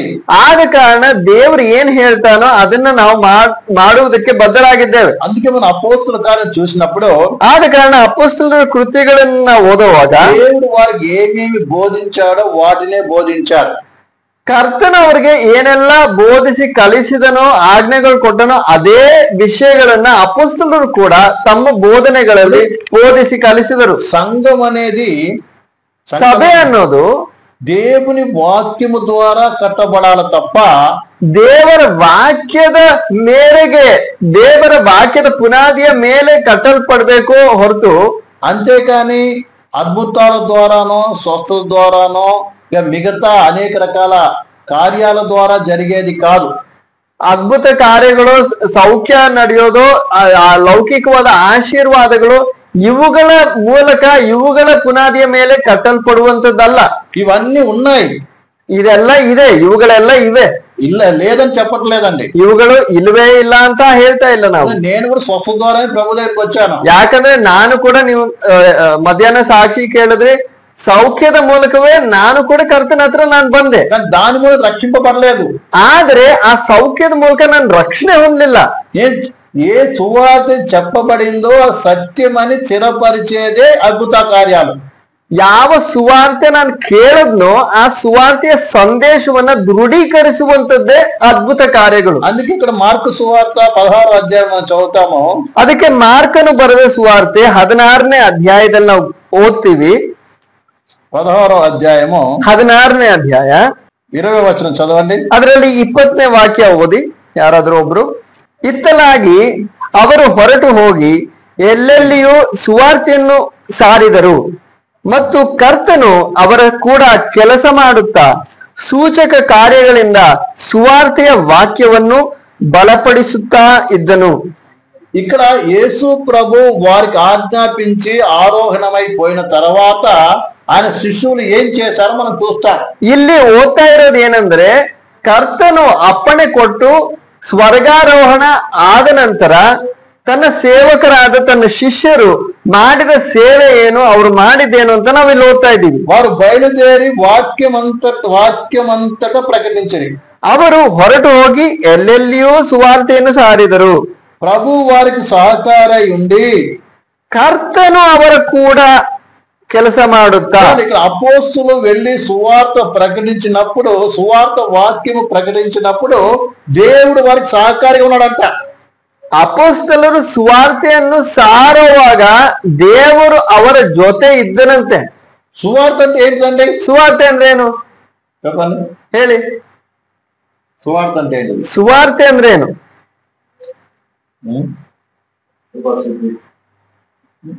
I'm not asking meaning.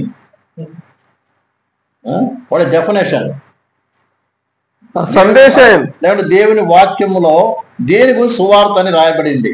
ಅಂದ್ರೆ ದೇವರ ವಾಕ್ಯದಲ್ಲಿ ಏನನ್ನ ಸುವಾರ್ತೆ ಅಂತ ಕರೆಯಲ್ಪಟ್ಟಿದೆ. అనేక సార్లు మనం అనేక మంది చెప్తూ ఉంటాం. ಅನೇಕ ಸಾರಿ ಅನೇಕ ರೀತಿಯಾದ ಬೋಧನೆ ಮಾಡ್ತಾ ಇರ್ತೀವಿ. ఉన్నారు అనుకోని వాళ్ళ దగ్గరికి పోయి యేసయ్య నమ్ముకొని కష్టాలు తీరిపోతాయి అంటాం. ಯಾರಾದ್ರೂ ಕಷ್ಟದಲ್ಲಿದ್ರೆ ನೀವು యేసయ్ಯನ ನಂಬಿ ನಿಮ್ಗೆ ಕಷ್ಟ ತೀರೋಗುತ್ತೆ ಅಂತ ಹೇಳ್ತೀವಿ. ఎవరైతే అనారోగ్యం ఉంటే యేసయ్య నమ్ముకోండి మీకు స్వస్థత కలుగుతుంది. ರೋಗದಲ್ಲಿದ್ರೆ ನಿಮ್ಮ ರೋಗದಿಂದ ಸೌಖ್ಯ ಸಿಗುತ್ತೆ, ನೀವು ಯೇಸು ಕರ್ತನ ನಂಬ್ಕೊಳ್ಳಿ ಅಂತ ಹೇಳ್ತೀವಿ. ఇందులో సువార్త కూడికలు కూడా అవే బోధిస్తబడుతుంది. ಇನ್ನು ನಾವು ಹೇಳೋದಾದ್ರೆ ಸುವಾರ್ತೆಯ ಸಭೆಗಳಿರ್ತಾವಲ್ವಾ, ಆ ಸುವಾರ್ತೆಯ ಸಭೆಗಳಲ್ಲೂ ಕೂಡ ಈ ರೀತಿಯಾದ ಬೋಧನೆಗಳು ನಾವು ಕೇಳ್ತೀವಿ. మీ కష్టాలు తీరిపోతాయి యేసయ్య నమ్ముకుంటే. ನಿಮ್ಮ ಕಷ್ಟಗಳು ನೀಗಿ ಹೋಗ್ತವೆ ಯೇಸು ಕರ್ತನ ನಂಬಿದ್ರೆ. లేకుంటే మీకు ఇల్లు లేకపోతే ఇల్లు వస్తుంది, లేదా ఉద్యోగం లేకపోతే ఉద్యోగం వస్తుంది, అది వస్తుంది ఇది వస్తుంది అని మనం ఏం చేస్తాం? ಮನೆ ಇಲ್ದಿದ್ರೆ ಮನೆ ಸಿಗುತ್ತೆ, ಕೆಲಸ ಇಲ್ದಿದ್ರೆ ಕೆಲಸ ಸಿಗುತ್ತೆ, ಸಾಲ ಇದ್ರೆ ಅದು ಸಾಲದ ಹೊರೆ ನೀಗಿ ಹೋಗುತ್ತವೆ. అది సువార్త కాదండి. ಆದ್ರೆ ಇದೆಲ್ಲ ಸುವಾರ್ತೆ. సరే ఒక వ్యక్తి బాధపడుతుందో అది బాధకు తగినట్టుగా సరేనండి ప్రార్థన చేద్దాం, దేవుడు సహాయం చేద్దాం చెప్తా, మంచిదే. ಯಾರಾದ್ರೂ ಕಷ್ಟದಲ್ಲಿದ್ರೆ ಸಹೋದರ ಸಹೋದರಿ ನೀವು ಕಷ್ಟದಲ್ಲಿದ್ದೀರಾ, ನಿಮ್ಗೋಸ್ಕರ ನಾವು ಪ್ರಾರ್ಥನೆ ಮಾಡ್ತೀವಿ, ದೇವ್ರು ಸಹಾಯ ಮಾಡ್ತಾನೆ, ನಿಮ್ಗೆ ಬಿಡುಗಡೆ ಕೊಡ್ತಾನೆ ಅಂತ ಹೇಳೋದು ಒಳ್ಳೇದು. అది మంచిదే, ಅದು ಒಳ್ಳೇದೇ. కానీ అది సువార్త కాదు. ಆದರೆ ಪ್ರಿಯರೇ, ಅದು ಸುವಾರ್ತೆ ಅಲ್ಲ ಅಂತ ನಾವು ಚೆನ್ನಾಗಿ ಅರ್ಥ ಮಾಡ್ಕೋಬೇಕು. కొన్నిసార్లు మనం ప్రార్థన చేసిన తర్వాత దేవుడు వారికి మేలు చేశాడు అనుకోండి, ನಾವು ಪ್ರಾರ್ಥನೆ ಮಾಡಿದ್ರ ಮೂಲಕ ದೇವರು ಅವ್ರಿಗೆ ಒಳ್ಳೇದ್ ಮಾಡಿದ್ರು ಅನ್ಕೊಳ್ಳಿ, ಒಂದು ಪರಿಹಾರ ಉಂಟಾಯ್ತು ಅನ್ಕೊಳ್ಳಿ, వాళ్ళని ఏం చెప్తా భయపెట్టిస్తాం. ಅವಾಗ ಏನ್ ನಾವು ಅವ್ರಿಗೆ ಹೇಳಿ ಭಯಪಡಿಸ್ತೀವಿ, ಹೆದರಿಸ್ತೀವಿ. యేసు దాకపోతే ఉన్న ಮೇಲೆ పోదని వాళ్ళని భయపెట్టిస్తాం మనం. ನಿಮ್ಗೆ ಒಳ್ಳೇದಾಗಿದೆ, ಈಗ ನೀವು ಯೇಸು ಕರ್ತನಲ್ಲೇ ನೆಲೆಗೊಳ್ಬೇಕು, ಇಲ್ಲದ್ರೆ ಈ ಒಳ್ಳೇದಾಗಿರೋ ಈ ಆಶೀರ್ವಾದ ಕಳ್ಕೊಳ್ತೀರಾ, ಅದ್ ನೆಲೆಗೊಂಡಿರಲ್ಲ. నువ్వు బాగుపడ్డావు, యేసు బాగుపడ్డావు కాబట్టి యేసు రాకపోతే మళ్ళీ నీకు భయపెట్టిస్తాం. ನಿನ್ಗೆ ರೋಗ ಇತ್ತು, ಸೌಖ್ಯ ಸಿಕ್ತು, ಇನ್ನು ನೀನ್ ಯೇಸು ಕರ್ತನ ಹತ್ರ ಬರ್ದೇ ಇದ್ರೆ ಈ ಸೌಖ್ಯ ನೆಲೆಗೊಳ್ಳಲ್ಲ, ಮತ್ತೆ ರೋಗ ಬರುತ್ತೆ. అట్లా భయపెట్టి రండి చర్చికి అంటాం. ಆ ರೀತಿ ಅವರನ್ನ ಭಯಪಡಿಸಿ ಹೆದರ್ಸಿ ಸಭೆಗೆ ನಾವು ಸೆಳೆಯೋದಕ್ಕೆ ಪ್ರಯತ್ನ ಪಡ್ತೀವಿ. ఈ దిన అనేక మంది విశ్వాసులు, ಈ ದಿನ ಅನೇಕ ವಿಶ್ವಾಸಿಗಳು మందిరానికి ఆదివారం ఎందుకు వస్తారు తెలుసా? ಯಾಕೆ ಅವರು ಸಭಾಂಗಣಕ್ಕೆ ಪ್ರೇಯರ್ ಹಾಲ್ಗೆ ಯಾಕೆ ಬರ್ತಾರೆ? ఆదివారం తప్పనిసరి ఎందుకు వస్తారు తెలుసా? ಯಾಕೆ ಅವರು ತಪ್ಪು ಚಾಚಿದ್ರೆ ಅವ್ರು ಬರ್ತಾರೆ? భయముతో వస్తారు. ಭಯದಿಂದ ಬರ್ತಾರೆ. ఎందుకు ఈ ఆదివారం వెళ్ళకపోతే నాకు ఏదైనా కీడు జరుగుతుందేమో, ಓ ನಾನು ಭಾನುವಾರ ಬರ್ದೇ ಇದ್ರೆ ಏನಾದ್ರೂ ನನ್ಗೆ ಕೇಡು ಸಂಭವಿಸ್ತದೆ. మా సంఘంలో ఇలా నేను మా సంఘంలో కూడా అదే చెప్తాను. ನಾನು ಸೇವೆ ಮಾಡುವ ನನ್ನ ಸಭೆಯಲ್ಲೂ ನಾನು ಇದೇ ಹೇಳ್ತೀನಿ. భయంతో ఎవరు చర్చికి రాకండి. ನೀವ್ ಯಾರು ಕೂಡ ಭಯದ ಕಾರಣ ನೀವು ಚರ್ಚ್ಗೆ ಅಥವಾ ಸಭೆಗೆ ಬರಬೇಡಿ. వాళ్ళ భయం ఏంటిది ಅಂದ್ರೆ ಅವರ ಭಯ ಏನು? ఆదివారం చర్చికి వెళ్ళకపోతే నాకు ఏదైనా కీడు వస్తుంది, ಓ ಭಾನುವಾರ ನಾನು ಹೋಗ್ಲೇಬೇಕು ಚರ್ಚ್ಗೆ, ಇಲ್ಲದ್ರೆ ನನಗೆ ಕೇಡು ಉಂಟಾಗ್ತವೆ, ఏదైనా కష్టం వస్తుంది, ಕಷ್ಟ ಬರುತ್ತೆ, ఏదైనా ఇదో అవుతుంది, ಏನಾದ್ರೂ ಅಪಘಾತ ಉಂಟಾಗ್ತವೆ, ఆ భయంతో వస్తారండి. ಆ ಒಂದು ಭಯದಿಂದ ಬರ್ತಾರೆ ಜನ. యేసు ప్రభు తన జీవిస్తున్న కాలంలో ಆದ್ರೆ ನಮ್ಮ ಕರ್ತನಾದ ಯೇಸು ಕ್ರಿಸ್ತನು ಈ ಲೋಕದಲ್ಲಿದ್ದಾಗ ఎంతో మందిని దేవుడు బాగు చేశాడు. ಎಷ್ಟೋ ಜನರನ್ನ ಸೌಖ್ಯಪಡಿಸಿದ వారందరూ బాగు చేశాడండి. ಅದು ನಾವು ವಾಕ್ಯದಲ್ಲಿ ಒಂದು ಕಡೆ ನೋಡ್ತೀವಿ, ಬಂದ ಎಲ್ಲರನ್ನು ಸೌಖ್ಯಪಡಿಸಿದ. ఎవరిని కూడా నేను బాగుపడ్డావు కాబట్టి నా వెంబడి రావాలి, నన్నే నమ్ముకోవాలి, నాకు నా పార్టీలో చేరనని చెప్పలే. ಆದ್ರೆ ಆ ಸಂದರ್ಭದಲ್ಲಿ ಕರ್ತನು ಯಾವತ್ತೂ ಕೂಡ ನೀನು ಸೌಖ್ಯ ಹೊಂದಿದೆ ಅಲ್ವಾ, ನೀನ್ ನನ್ನನ್ನ ಹಿಂಬಾಲಿಸ್ಬೇಕು, ನನ್ನ ಗುಂಪಿಗೆ ನೀನ್ ಸೇರ್ಲೇಬೇಕು, ನನ್ನ ತಂಡಕ್ಕೆ ನೀನ್ ಸೇರ್ಲೇಬೇಕು ಅಂತ ಒತ್ತಾಯ ಪಡಿಸ್ಲಿಲ್ಲ. ಸೂಕ್ಷ್ಮವಾಗಿ ಸರಳವಾಗಿ ಒಂದು ಪ್ರೇರಣೆಯನ್ನು ಕೊಟ್ಟಿಲ್ಲ. కానీ కొంతమంది ఇలాగైతే చెప్పాడు ప్రభు. ಆದ್ರೆ ಕೆಲವೊಂದು ಸಂದರ್ಭಗಳಲ್ಲಿ ಕೆಲವೊಂದು ವ್ಯಕ್ತಿಗಳಿಗೆ ಈ ರೀತಿ ಕರ್ತನು ಹೇಳಿದ್ದುಂಟು, మరి ఎక్కువ కీడు రాకుండా ఇక పాపం చేయొద్దు అన్నాడు. ಇನ್ನೂ ಒಂದು ಹೆಚ್ಚಾದ ಕೇಡು ನಿನಗೆ ಸಂಭವಿಸದೆ ಇರುವ ಹಾಗೆ ನೀನು ಇನ್ನು ಪಾಪ ಮಾಡಬೇಡ. ఎవరిని భయపెట్టలేదండి దేవుడు. ಆದ್ರೆ ಪ್ರಿಯರೇ, ದೇವರು ಯಾರನ್ನು ಹೆದರಿಸಿ ಸೆಳೀಲಿಲ್ಲ. కానీ బాగా అర్థం చేసిన విషయం ఏంటంటే, ಚೆನ್ನಾಗಿ ನಾವು ಗ್ರಹಿಸಬೇಕಾಗಿರೋ ವಿಷಯ ಏನಂದ್ರೆ, ప్రభు మా కొరకు ఏమి చేశాడు అని ఆ వ్యక్తి గ్రహించి కృతజ్ఞతతో ప్రేమతో ప్రభుని సేవించడం, ప్రభుని వెంబడించడం నేర్చుకోవాలి. ಕರ್ತನು ನನಗೋಸ್ಕರ ಏನು ಮಾಡಿದ್ದಾನೆ, ಆ ಪ್ರೀತಿ ಏನು ಅಂತ ಗ್ರಹಿಸಿ ಆ ಪ್ರೀತಿಯಿಂದ ಕರ್ತನನ್ನ ಹಿಂಬಾಲಿಸಬೇಕು. అందుకొరకు యేసు క్రీస్తు ఏం చేశాడో ఆ విషయాన్ని వాళ్ళకి ప్రకటించవలసిన వారమే ఉన్నాము. ಆದ ಕಾರಣ ನಾವುಗಳು ಜನರಿಗೆ ಕರ್ತನಾದ ಯೇಸು ಕ್ರಿಸ್ತನು ಜನರಿಗೋಸ್ಕರ ಏನು ಮಾಡಿದ್ದಾನೆ ಅಂತ ನಾವು ಸ್ಪಷ್ಟವಾಗಿ ನಾವು ತೆರೆದು ಬೋಧಿಸಬೇಕಾಗಿರೋರಾಗಿದ್ದೇವೆ. అలాగే యేసు క్రీస్తు మానవ జాతి కొరకు ఏమి చేశాడో దాన్ని ప్రకటించినప్పుడు, ಆ ರೀತಿ ನಾವು ಮನುಷ್ಯರಿಗೋಸ್ಕರ ಕರ್ತನಾದ ಯೇಸು ಕ್ರಿಸ್ತನು ಮಾಡಿದ ಏನು ಅಂತ ನಾವು ಬೋಧಿಸುವಾಗ దానికి ముందు మానవ స్థితి ఏంటో కూడా బోధించాలి. ಅದಕ್ಕಿಂತ ಮುಂಚೆ ಮಾನವನ ಸ್ಥಿತಿ ಎಂತದ್ದು ಅಂತಾನು ನಾವು ಬೋಧಿಸಿ ತಿಳಿಸ್ಬೇಕು. మానవునికి స్థానం ఏమిటి, ಮನುಷ್ಯನ ಸ್ಥಾನ ಏನು? అదే అపోస్తలుడైనటువంటి పేతురు ఒక చక్కటి మాట చెప్తాడు. ಇದರ ವಿಷಯದಲ್ಲಿ ಅಪೊಸ್ತಲನಾದ ಪೇತ್ರನು ಚೆನ್ನಾಗಿ ಒಂದು ಮಾತು ಹೇಳಿದ್ದಾನೆ. 1వ పేతురు రాసిన పత్రిక 1 ಪೇತ್ರನು ಬರೆದ ಮೊದಲನೇ ಪತ್ರಿಕೆ 1వ అధ్యాయము 1ನೇ ಅಧ್ಯಾಯ 24వ వచనము. ಅದರಲ್ಲಿ 24ನೇ ವಾಕ್ಯನ ಓದೋಣ. ನರಜಾತಿ ಎಲ್ಲ ಹೀನವಾಗಿದೆ, ಅದರ ಪ್ರಭಾವವೆಲ್ಲ ಹುಲ್ಲಿನಂತಿದೆ. ಹುಲ್ಲು ಒಣಗಿ ಹೋಗುವುದು, ಹೂವು ಉದುರಿ ಹೋಗುವುದು, ಕರ್ತನ ಮಾತು ಸದಾಕಾಲವೂ ಇರುವುದು ಎಂದು ಹೇಳಿದೆಯಂತೆ. ಈ ಮಾತು ಯಾವುದೆಂದರೆ ನಿಮಗೆ ಕಾಣಲ್ಪಟ್ಟ ಸುವಾರ್ತ ವಾಕ್ಯವೇ. ఇక్కడ దేని సువార్త వాక్యం అంటున్నాడండి? ಇಲ್ಲಿ ದೇವರ ವಾಕ್ಯ ಏನನ್ನ ಸುವಾರ್ತೆ ಅಂತ ಸಂಬೋಧಿಸ್ತಾ ಇದೆ. ఇక్కడ దేవుని వాక్యము ఎలాంటిదో, ఆ దాంట్లో శక్తి ఏమిటో తెలియపరుస్తూ, ಇಲ್ಲಿ ದೇವರ ವಾಕ್ಯ ಎಂತದ್ದು, ಅದರ ಸಾಮರ್ಥ್ಯ ಶಕ್ತಿ ಏನು ಅಂತ ತಿಳಿಸ್ತಾ, ఆ వాక్యము మానవ జీవితంలో ఎలాంటి కార్యం చేయబోతుందో, ಆ ವಾಕ್ಯ ಮನುಷ್ಯನ ಜೀವನದಲ್ಲಿ ಎಂತಹ ಒಂದು ಕಾರ್ಯ ನಡೆಸುತ್ತೆ ಅಂತ వాటిని గురించి తెలియపరుస్తూ, ಅದ್ರ ಬಗ್ಗೆ ಹೇಳುತ್ತಾ ತಿಳಿಸ್ತಾ, అలాగే మానవ జీవితం ఈ లోకం ఎలాంటిదో చెప్తున్నాడు. ಈ ಲೋಕದಲ್ಲಿ ಮನುಷ್ಯನ ಜೀವಿತ ಎಂತದ್ದು ಅಂತ ಕೂಡ ಹೇಳ್ತಾ ಇದೆ. ఓ మానవుడా, నువ్వు ఎంతో గొప్పగా విర్రవీగుతున్నావు ఈ లోకంలో. ಓ ಮನುಷ್ಯ, ನೀನು ಈ ಲೋಕದಲ್ಲಿ ಏನೇನೋ ಮಾಡಿ ಸಾಧನೆ ಮಾಡಿ ಮುಂದೆ ಹೋಗ್ತಾ ಇದೀಯಾ. నేను ఎంతో గొప్పవాడని అనుకుంటున్నావు, ನಾನೇನೋ ದೊಡ್ಡವನ್ ಆಗ್ಬಿಟ್ಟಿದ್ದೀನಿ ಅಂತ ಅನ್ಕೊಳ್ತಾ ಇದೀಯಾ. ఎంతో జ్ఞానవంతుడు అనుకుంటున్నావు, ತುಂಬಾ ಜ್ಞಾನ ಇದೆ ಅಂತ ಅನ್ಕೊಳ್ತಾ ಇದೀಯಾ. జ్ఞానవంతుడు అనుకుంటున్నావు, ದೊಡ್ಡ ಐಶ್ವರ್ಯವಂತನು ಅಂತ ಅನ್ಕೊಳ್ತಾ ಇದೀಯಾ. ప్రకాశం భూలోకంలో ఉందనుకుంటున్నావు, ನನ್ಗೆ ದೊಡ್ಡ ಹೆಸರು ಪ್ರಖ್ಯಾತಿ ಘನತೆ ಇದೆ ಅಂತ ಅನ್ಕೊಳ್ತಾ ಇದೀಯಾ. జీవితం ఎలాంటిదంటే గడ్డి పువ్వు లాంటిదని చెప్తున్నాడు. ಆದ್ರೆ ನಿನ್ನ ಜೀವಿತ ಈ ಲೋಕದಲ್ಲಿ ಎಂತದ್ದು ಅಂದ್ರೆ ಹುಲ್ಲಿನ ಹಾಗಷ್ಟೇ. నీ జీవితం నాశనం అయిపోయేటువంటిది, ಅಂದ್ರೆ ನಿನ್ನ ಜೀವಿತ ನಾಶನ ಆಗುವಂತದ್ದು. నరకానికి పోయేటువంటి వ్యక్తివి, ನೀನು ನರಕಕ್ಕೆ ಹೋಗುವಂತವನು. కాబట్టి దేవుని వాక్యం విని లోపడితే నీవు నిత్యత్వాన్ని పొందుకుంటావని తెలియపరుస్తున్నాడు. ಆದರೆ ನೀನ್ ದೇವರ ವಾಕ್ಯವನ್ನು ಕೇಳೋದನ್ನು ಸ್ವೀಕರಿಸಿದ್ರೆ ನೀನು ನಿತ್ಯ ಜೀವವನ್ನು ಪಡೆಯುವುದಕ್ಕೆ ಸಾಧ್ಯವಿದೆ. సువార్త అని చెప్తున్నాడు. ಇದನ್ನ ಸುವಾರ್ತೆ ಅಂತ ಹೇಳೋದು. అర్థమవుతుందండి? ಅರ್ಥ ಆಗ್ತಾ ಇದೆಯಾ? సువార్త ಸುವಾರ್ತೆ ಅಂದ್ರೆ ಏನು? మానవ స్థితి ఏంటిది?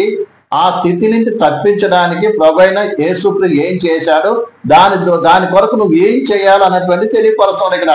ಮನುಷ್ಯನ ಸ್ಥಿತಿ ಏನು, ಆ ಸ್ಥಿತಿಯಿಂದ ಬಿಡಿಸುವುದಕ್ಕಾಗಿ ಉದ್ಧರಿಸುವುದಕ್ಕಾಗಿ ಕರ್ತನಾದ ಯೇಸು ಕ್ರಿಸ್ತನು ಮಾಡಿದ್ದೇನು, ಮಾಡಿದ ಆ ಯಜ್ಞದ ಮೂಲಕ ಹೇಗೆ ಬಿಡುಗಡೆ ಹೊಂದುವುದಕ್ಕೆ ಸಾಧ್ಯ ಅಂತ ನಾವು ಜನರಿಗೆ ಸಾರಿ ಹೇಳೋದು, ತಿಳಿಸೋದೇ ಸುವಾರ್ತೆ. అలాగే యేసు ప్రభు ఈ లోకానికి ఎందుకు జన్మించాడు అని తెలియపరిచే సువార్త. ಈ ಲೋಕದಲ್ಲಿ ಒಬ್ಬ ಮನುಷ್ಯನಾಗಿ ಜನಿಸಿದ್ದು ಯಾಕೆ ಅಂತ ಹೇಳೋದು ಸುವಾರ್ತೆ. ఎందుకు యేసుక్రీస్తు మానవుడిగా ఈ లోకం జన్మించవలసి వచ్చింది, ಯಾಕೆ ಈ ಲೋಕದಲ್ಲಿ ಒಬ್ಬ ಮನುಷ್ಯನಾಗಿ ಜನ್ಮಿಸುವ ಅವಶ್ಯ ಬಂತು, కన్య గర్భంలో జన్మించవలసి వచ్చింది ఎందుకు? ಅದು ಕೂಡ ಒಬ್ಬ ಕನ್ನಿಕೆ ಗರ್ಭದಲ್ಲಿ ಜನ್ಮಿಸುವುದಕ್ಕೆ ಅವಶ್ಯ ಯಾಕೆ ಬಂತು? దాని వెనుకున్నటువంటి రహస్యాన్ని బోధించవలసిన సువార్త, అది సువార్త అంటే. ಅದರ ಹಿಂದೆ రహస్య ಏನು, ಅದರ ಉದ್ದೇಶ ಏನು ಅಂತ ತಿಳಿಸುವುದೇ ಸುವಾರ್ತೆ. ఇంకా చాలా విషయాలు సువార్త అంటే. ಇನ್ನೂ ಅನೇಕ ವಿಷಯಗಳಿದೆ ಸುವಾರ್ತೆಯಲ್ಲಿ. ఒక మాట చెప్పాలంటే, ಒಂದು ಚಿಕ್ಕದಾಗಿ ಹೇಳೋದಾದ್ರೆ, ఒక మనిషి యొక్క ఈ లోకములో తన స్థితి ఏంటిదో గ్రహించి పశ్చాత్తాపడి మారు మనసు పొంది అసలైన పరలోకి చేరాలనేటువంటి స్థితికి ఒక వ్యక్తిని తీసుకురావడమే అసలైన సువార్త. ಒಬ್ಬ ವ್ಯಕ್ತಿ ಅಲ್ಲಿರುವ ಪಾಪದ ಬಗ್ಗೆ ಪಶ್ಚಾತ್ತಾಪ ಬಂದು ಅವನು ಮಾನಸಾಂತರ ಪಟ್ಟು ಪರಲೋಕಕ್ಕೆ ಹೋಗುವ ಹಾಗೆ ಮಾಡುವ ಒಂದು ಸಂದೇಶವಾಗಿದೆ ಸುವಾರ್ತೆ. ఈ లోకం ఏమో శాశ్వతం కాదు, శాశ్వతమైనది పరలోకం ఒకటి ఉంది, అక్కడికి నేను వెళ్ళడానికి నా జీవితాన్ని సమర్పించుకోవాలన్న స్థితికి ఒక సేవకుడైనటువంటి వ్యక్తి తీసుకొని రావాల్సిన వాడై ఉన్నాడు. ಈ ಲೋಕ ಶಾಶ್ವತವಲ್ಲ, ನಾನು ಈ ಲೋಕವನ್ನ ಬಿಟ್ಟು ಹೋಗೋದಕ್ಕೆ ಹೋಗ್ತಾ ಇದ್ದೀನಿ, ನಾನು ಪರಲೋಕಕ್ಕೆ ಹೋಗ್ಬೇಕು, ಅಲ್ಲಿ ಹೋಗೋದಕ್ಕಾಗಿ ನಾನು ಹೇಗ್ ಸಿದ್ಧ ಪಡ್ಬೇಕು, ಆ ರೀತಿಯಾದ ಒಂದು ಸಿದ್ಧತೆ ನಡೆಸುವುದೇ ಸೇವಕರ ಒಂದು ಬಾಧ್ಯತೆ ಆಗಿದೆ. ಆ ರೀತಿ ಸೇವೆ ನಡೆಯುವುದೇ ಅಸಲಾದ ಸೇವೆ ಆಗಿದೆ. పరిస్థితి క్రైస్తవ లోకములో ఒక ఎలాంటి ఒక మనస్తత్వం ఉందంటే, ಇವತ್ತು ಕ್ರೈಸ್ತತ್ವದಲ್ಲಿ ಎಂಥ ಒಂದು ಮನೋಭಾವ ಇದೆ ಅಥವಾ ಮನಸ್ಸಿನ ಸ್ಥಿತಿ ಇದೆ ಅಂದ್ರೆ, ఎలాంటి మనసుతో ఉన్నారంటే, ಎಂತಹ ಒಂದು ಮನೋಭಾವನೆಯೊಂದಿಗೆ ಆಗಿದ್ದಾರೆ ಅಂದ್ರೆ, తప్పుడు అభిప్రాయం కలిగి ఉన్నారంటే, ಎಂತಹ ಒಂದು ತಪ್ಪು ಅಭಿಪ್ರಾಯದೊಂದಿಗೆ ಆಗಿದ್ದಾರೆ ಅಂದ್ರೆ, ఆశీర్వాదం అనగానే ಆಶೀರ್ವಾದ ಅಂತ ಹೇಳಿದ್ರೆ ಕೂಡಲೇ మనిషికి ఏ జ్ఞాపకం వస్తుందండి? ಮನಸ್ಸಲ್ಲಿ ಏನು ಹುಟ್ಟುತ್ತೆ, ಏನು ತಕ್ಷಣ ಮನಸ್ಸಿಗೆ ಬರುತ್ತೆ? చెప్పండి. ಯಾವ ಯೋಚನೆ ಬರುತ್ತೆ? అనగానే ఏం ఆలోచన వస్తుంది? ಆಶೀರ್ವಾದ ಎಂಬ ಪದವನ್ನ ನಾವು ಕೇಳಿದ ಕೂಡಲೇ ನಮ್ಮ ಮನಸ್ಸಲ್ಲಿ ಹುಟ್ಟುವುದೇನು? డబ్బు, ఇల్లు, చదువు, హోదా, ఈ లౌకిక సంబంధం అన్ని ఆశీర్వాదం అనుకుంటున్నారు. ಹಣ, ಮನೆ, ಆರೋಗ್ಯ, ದೊಡ್ಡ ಹೆಸರು, ಈ ರೀತಿಯಾದ ಕಾರ್ಯಗಳೇ ದೊಡ್ಡ ಆಶೀರ್ವಾದ ಅಂತ ಭಾವಿಸ್ತಾ ಇರ್ತೀವಿ. అంతే కదా, ఆశ అనగానే అదే ఆశీర్వాదం. ಆಶೀರ್ವಾದ ಅಂತ ಹೇಳಿದ್ರ ಕೂಡಲೇ ನಮ್ಗೆ ಅದೇ ಮನ್ಸಿಗೆ ಬರುತ್ತೆ. అవి ఇవ్వడానికి యేసుప్రభు లోకానికి వచ్చాడు. ಈ ಆಶೀರ್ವಾದಗಳು ಕೊಡೋದಕ್ಕಾಗಿ ಕರ್ತನಾದ ಯೇಸು ಕ್ರಿಸ್ತನು ಈ ಲೋಕಕ್ಕೆ ಬಂದನು. అంతే కదండి? ಹೌದಾ? యేసుకు దరిద్రుడయ్యాడు ఎందుకు? మన ధనవంతుడు చేయటానికి. ಕರ್ತನಾದ ಯೇಸು ಕ್ರಿಸ್ತನು ಬಡವನಾದನು ಯಾಕೆ? ನಮ್ಮನ್ನ ಐಶ್ವರ್ಯವಂತನಾಗಿ ಮಾಡುವುದಕ್ಕಾಗಿ. కాబట్టి మనందరూ ధనవంతులుగా ఉండాలి, ನಾವೆಲ್ಲರೂ ಸಾಹುಕಾರರಾಗಬೇಕು. ಅದಕ್ಕೆ ಕರ್ತನಾದ ಯೇಸು ಕ್ರಿಸ್ತನು ಬಡವನಾದ. ఇది జరుగుతున్న బోధ కూడా అండి. ఈ వాక్యాన్ని తప్పుడుగా, మరి ఒక పరిశుద్ధ వాక్యములో అనేక వాక్యం తప్పుగా బోధింపబడుతున్నది. అందులో ఒక వాక్యం ఈ వాక్యం. ದೇವರ ವಾಕ್ಯದಲ್ಲಿ ಅನೇಕ ವಾಕ್ಯ ಭಾಗಗಳನ್ನ ತಪ್ಪಾಗಿ ಬೋಧನೆ ಮಾಡ್ತಾ ಇದ್ದಾರೆ. ಅದರಲ್ಲಿ ಒಂದು వాక్య భాగ ఇదాಗಿದೆ. ఏమని యేసు ప్రభు మనందరం ధనవంతుడు చేయడానికి ఏమి దరిద్రుడు అయ్యాడు? ಯಾವ ವಾಕ್ಯ ಭಾಗ? ಕರ್ತನಾದ ಯೇಸು ಕ್ರಿಸ್ತನು ನಮ್ಮೆಲ್ಲರನ್ನು ಸಾಹುಕಾರರಾಗಿ ಮಾಡ್ಬೇಕಾಗಿಂತ ಐಶ್ವರ್ಯವಂತರಾಗಿ ಮಾಡ್ಬೇಕು ಅಂತ ಬಡವನಾದ. కాబట్టి నువ్వు దరిద్రుడు ఉండడానికి వీలు లేదు. ಆದ ಕಾರಣ ನೀವು బడవనాగి ಹಾಗೆ ಇರೋದು ಅದು ದಾರಿ ಇಲ್ಲ, ಅವಕಾಶ ಇಲ್ಲ. దరిద్రుడు ఉండడానికి ఏంటిది? దేవుని ఉద్దేశం కాదు. ನೀನು ಬಡವನಾಗಿರೋದು ದೇವ್ರ ಉದ್ದೇಶ ಅಲ್ಲ. ఒక నువ్వు దరిద్రుడు ఉన్నావంటే నువ్వు శాపగ్రస్తుడివి. ಒಂದ್ ವೇಳೆ ನೀನ್ బడవನಾಗಿದ್ರೆ ನಿನ್ನ ಮೇಲೆ ಶಾಪ ಇದೆ, ನೀನು ಶಾಪಗ್ರಸ್ತನು. నాకు అర్థమవుతుందండి? ಅರ್ಥ ಆಗ್ತದೆ. ఏ వ్యక్తి అయినా దీన స్థితిలో ఉన్నాడు అనుకోండి, ఏమి లేని స్థితిలో ఉన్నాడు అనుకోండి, ಒಬ್ಬ ವ್ಯಕ್ತಿ ಏನು ಇಲ್ಲದೆ ಒಂದು ದುಸ್ಥಿತಿಯಲ್ಲಿ ಆಗಿದ್ದಾನೆ ಅನ್ಕೊಳ್ಳಿ, వాని ఏమంటాం? ಅವನ್ನ ಏನಂತೀವಿ? నువ్వు శాపగ్రస్తుడివి, ನಿನ್ನ ಮೇಲೆ ದೊಡ್ಡ ಶಾಪ ಇದೆ, ಶಾಪಗ್ರಸ್ತ ನೀನು. నువ్వు ఈ రీతి గుడిసెలో ఉన్నావు, ಅದಕ್ಕೆ ನೀನೊಂದು ಗುಡಿಸಲ್ಲಿ ಇರೋದು, ಒಂದು సరైన వస్త్రం లేకుండా ఉన్నావు, ಅದಕ್ಕೆ ಸರಿಯಾಗಿ ಹಾಕೊಳಕ್ ಬಟ್ಟೆ ಇಲ್ಲದೆ ಇರೋದು. ఎందుకంటే ఎందుకంటే యేసు ప్రభు ధనవంతుని చేయడానికి కదా వచ్చాడు దేవుడు. ಯಾಕಂದ್ರೆ ಯೇಸು ಕರ್ತನ್ ಬಂದಿದ್ದೆ ಜನರನ್ನ ಐಶ್ವರ್ಯವಂತರಾಗಿ ಮಾಡೋದಕ್ಕೆ. నిజమో కాదండి ఈ దినాల్లో? ಹೌದಾ ಇಲ್ವಾ? ಈ ರೀತಿ ಆತರ ಬೋಧನೆ ನಡೀತಾ ಇಲ್ವಾ? ఆశీర్వాదం ఏంటి చెప్పండి? ಇಲ್ಲ ಇದ್ರೆ ಆಶೀರ್ವಾದ ಅಂದ್ರೆ ಏನಂತ ನೀವೇ ಹೇಳಿ. ಆಶೀರ್ವಾದ ಅಂದ್ರೆ ఆశీర్వాదం అంటే అంతేనా? డబ్బు ధనం ఇవేనా? ఆశీర్వాద ಅಂದ್ರೆ ఇదేనా? ಹಣ, ಮನೆ. మరి ఏ ఆశీర్వాదం ఇవ్వడానికి ప్రభు వచ్చాడు? మరి వాక్యం అర్థం ఏంటిది? ಹಾಗಿದ್ರೆ ಆಶೀರ್ವಾದ ಅಂದ್ರೆ ಏನು? ಕರ್ತನು ಈ ಲೋಕಕ್ಕೆ ಬಂದಿದ್ ಯಾಕೆ? ಏನ್ ಕೊಡೋದಕ್ಕಾಗಿ? ಆ ವಾಕ್ಯ ಭಾಗದ ಅರ್ಥ ಏನು?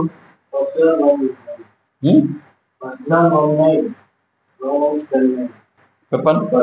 First John 1:9. ఎఫెసీ రాసిన పత్రిక 1:3 చదవండి. ಎಫೆಸದವರಿಗೆ ಬರೆದ ಪತ್ರಿಕೆ 1ನೇ ಅಧ್ಯಾಯ 3ನೇ ವಾಕ್ಯನ ಓದೋಣ. ఈ లోకానికి ఎందుకు పంపబడ్డాడు? ಕರ್ತನಾದ ಯೇಸು ಕ್ರಿಸ್ತನು ಈ ಲೋಕಕ್ಕೆ ಕಳಿಸಲ್ಪಟ್ಟಿದ್ದು ಯಾಕೆ? ಎಫೆಸీ ರಾసిన పత్రిక 1:3. ಎಫೆಸ 1:3. ನಮ್ಮ ಕರ್ತನಾದ ಯೇಸು ಕ್ರಿಸ್ತನ ದೇವರು ತಂದೆಯೂ ಆಗಿರುವಾತನಿಗೆ ಸ್ತೋತ್ರ. ಆತನು ಪರಲೋಕದಲ್ಲಿರುವ ಸಕಲ ಆತ್ಮೀಯ ವರಗಳನ್ನು ನಮಗೆ ಕ್ರಿಸ್ತ ಯೇಸುವಿನಲ್ಲಿ ಅನುಗ್ರಹಿಸಿದ್ದಾನೆ. మళ్ళీ చదవండి.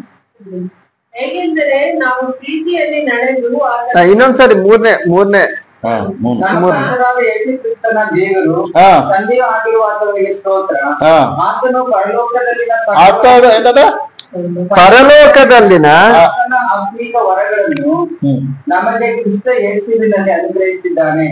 ಹೇಗೆಂದ್ರೆ ನಾವು ಪ್ರೀತಿಯಲ್ಲಿ ನಡೆದು ಆತನ చాలు 3 ಮಾತ್ರ ಸಾಕು. ఇంకా ఏ ఆశీర్వాదం ఇవ్వటానికి ప్రభువైన యేసు క్రీస్తును తండ్రి అయిన దేవుడు పంపించాడు? ಯಾವ ಆಶೀರ್ವಾದಗಳನ್ನು ನಮಗೆ ಕೊಡುವುದಕ್ಕಾಗಿ ತಂದೆಯಾದ ದೇವರು ಕರ್ತನಾದ ಯೇಸು ಕ್ರಿಸ್ತನ್ನ ಈ ಲೋಕಕ್ಕೆ ಕಳಿಸಿದ. ಯಾವ ರೀತಿಯಾದ ఆశీర్వాదాలు? సంబంధమైన పరలోక విషయాలలో ఆత్మ సంబంధమైన ఆశీర్వాదము. ಇಲ್ಲಿ ಯಾವ ಆಶೀರ್ವಾದಗಳಂದ್ರೆ ಪರಲೋಕದಲ್ಲಿನ ಸಕಲ ಆತ್ಮೀಯ ವರಗಳನ್ನು, ఆత్మీయ వరం ఆత్మీయ ఆశీర్వాదము. ಆತ್ಮೀಯ ವರ ಅಂದ್ರೆ ಇಲ್ಲಿ ಆತ್ಮೀಯ ಆಶೀರ್ವಾದ ಅಂತ ಅರ್ಥ. ఏది ఇవ్వటానికి ప్రభువైన యేసుక్రీస్తు వచ్చాడంట? ಈ ಲೋಕಕ್ಕೆ ಕರ್ತನಾದ ಯೇಸು ಕ್ರಿಸ್ತನು ಯಾಕೆ ಏನನ್ನ ಕೊಡೋದಕ್ಕಾಗಿ ಬಂದಿದ್ದು? యేసుక్రీస్తు ద్వారా మనకు లభించిన ఆశీర్వాదం ఏమిటి?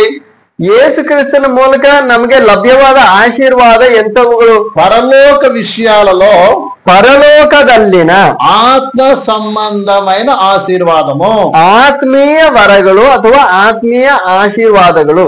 మనం ఎఫెసీ రాసిన పత్రికను మనం జాగ్రత్త చదివినట్లయితే, ನಾವು ತುಂಬಾ ಜಾಗ್ರತೆಯೊಂದಿಗೆ ಎಫೆಸ ಪತ್ರಿಕೆಯನ್ನ ಓದಿದ್ರೆ మానవుని యొక్క స్థితి ఏమిటి, మనుష్యన స్థితి ఎంతದ್ದು, యేసు క్రీస్తు ఆ మనిషిని ఏ రీతిగా లేపి ఎక్కడ పెట్టాడో మనం చూస్తాం. ಆ ಕೆಳ ಸ್ಥಿತಿಯಿಂದ ಯೇಸು ಕರ್ತನು ಮನುಷ್ಯನನ್ನ ಹೇಗೆ ಮೇಲಕ್ಕೆತ್ತಿದ್ದು, ಉದ್ಧರಿಸಿದ್ದು, ಮೇಲಕ್ಕೆ ಎತ್ತಿ ಕುಳ್ಳರಿಸಿದ್ದು ಅಂತ ನಾವು ನೋಡ್ತೀವಿ. ఆ పరలోక ఆశీర్వాదం ఏమిటో మనకి కనబడుతుంది.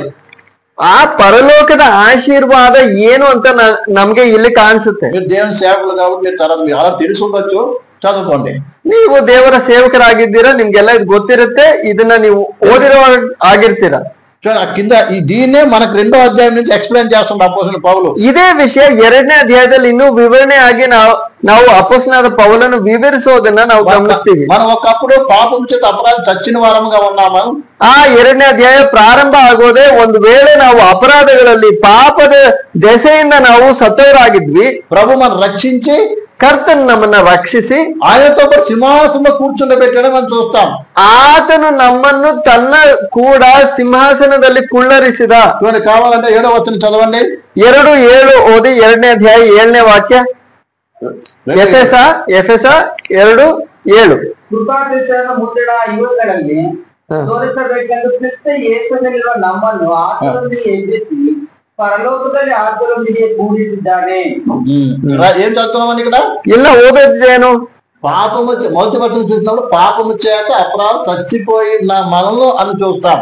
ನಾವು ಮೊದಲನೇ ವಾಕ್ಯದಲ್ಲಿ ನೋಡೋದಾದ್ರೆ ಆತನು ಅಪರಾಧಗಳ ಮತ್ತು ಪಾಪಗಳ ದೆಸೆಯಿಂದ ಸತ್ತವರಾಗಿದ್ದ ನಿಮ್ಮನ್ನು ಅಂತ ನಾವು 2-3 వచనం చూసినట్లయితే మనమందరం కూడా మన యొక్క మనసు యొక్క శరీరం యొక్క ప్రేరేపణ ద్వారా నడిపించబడుతూ దేవుని ఉగ్రతకు పాత్రమై ఉంటిమని చూస్తున్నాం. ಅದ ನಂತರ 2ನೇ ವಾಕ್ಯ 3ನೇ ವಾಕ್ಯದಲ್ಲಿ ನಾವು ಗಮನಿಸೋದು ನಾವು ದೇವರನ್ನ ರೇಗಿಸೋ ರೀತಿಯಲ್ಲಿ ನಾವು ನಮ್ಮ ಆಸೆಗಳಿಗೆ ತೋಚಿದಂತೆ ನಮ್ಮ ಮನಸ್ಸಿಗೆ ಬಂದ ಆಸೆಗಳ ಮೇರೆಗೆ ನಾವು ನಡೀತಾ ಬಂದ್ವಿ.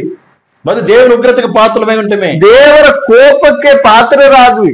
అలాంటి మళ్ళీ ఆయన కొరత చేత దేవుడు మనల్ని క్షమించి రక్షించి మనందరికీ లేపి ఆయనతో పాటు సింహాసనం కూర్చొని ಅಂಥವರಾದ ನಮ್ಮ ಮೇಲೆ ಕೃಪೆ ತೋರಿ ಕರುಣೆ ತೋರಿ ನಮ್ಮ ಮೇಲೆ ಆತನು ಕೃಪೆ ತೋರಿ ಕರುಣೆ ತೋರಿ ನಮ್ಮನ್ನು ಉದ್ಧರಿಸಿ ಪರಲೋಕದ ದಲ್ಲಿರುವ ತನ್ನ ಸಿಂಹಾಸನದಲ್ಲಿ ನಮ್ಮನ್ನ ಕುಳ್ಳರಿಸಿದ. ఎక్కడ కూర్చోబెట్టండి? ಎಲ್ಲಿ ನಮ್ಮನ್ನು ಕುಳ್ಳರಿಸಿದ? ఆరంభ స్థితి ఎలా ఉంది? ನಮ್ಮ ಆರಂಭ ಸ್ಥಿತಿ ಎಂತದ್ದು? ನರಕ. యేసుక్రీస్తు ద్వారా మనల్ని లేపి ఎక్కడ కూర్చోబెట్టాడు? ఆయనతో పాటు కూర్చొని ಆದ್ರೆ ಕರ್ತನು ನಮ್ಮನ್ನ ಮೇಲೆಬ್ಬಿಸಿ ಎಲ್ಲಿ ನಮ್ಮನ್ನ ಕೂರಿಸಿದ್ದು? ఆయన పక్కనో లేదా ఆయన దూరంగా కాదు, ఆయనతో పాటు ఆయన సింహాసనం కూర్చొని ಆತನ ಹತ್ರ ಎಲ್ಲೋ ಒಂದ್ ಕಡೆ ಅಲ್ಲ, ಆತನ ಸಿಂಹಾಸನದಲ್ಲಿ ನಮ್ಮನ್ನು ಕುಳ್ಳರಿಸಿದ. ఇదండి ఆశీర్వాదం. ಇದು ಅಸಲಾದ ಆಶೀರ್ವಾದ. ఇది క్షీణించిపోయే ఆశీర్వాదం కాదు. ಇದು ಕ್ಷಣಿಕವಾದ ನಾಶವಾಗುವಂತಹ ಒಂದು ಆಶೀರ್ವಾದ ಅಲ್ಲ.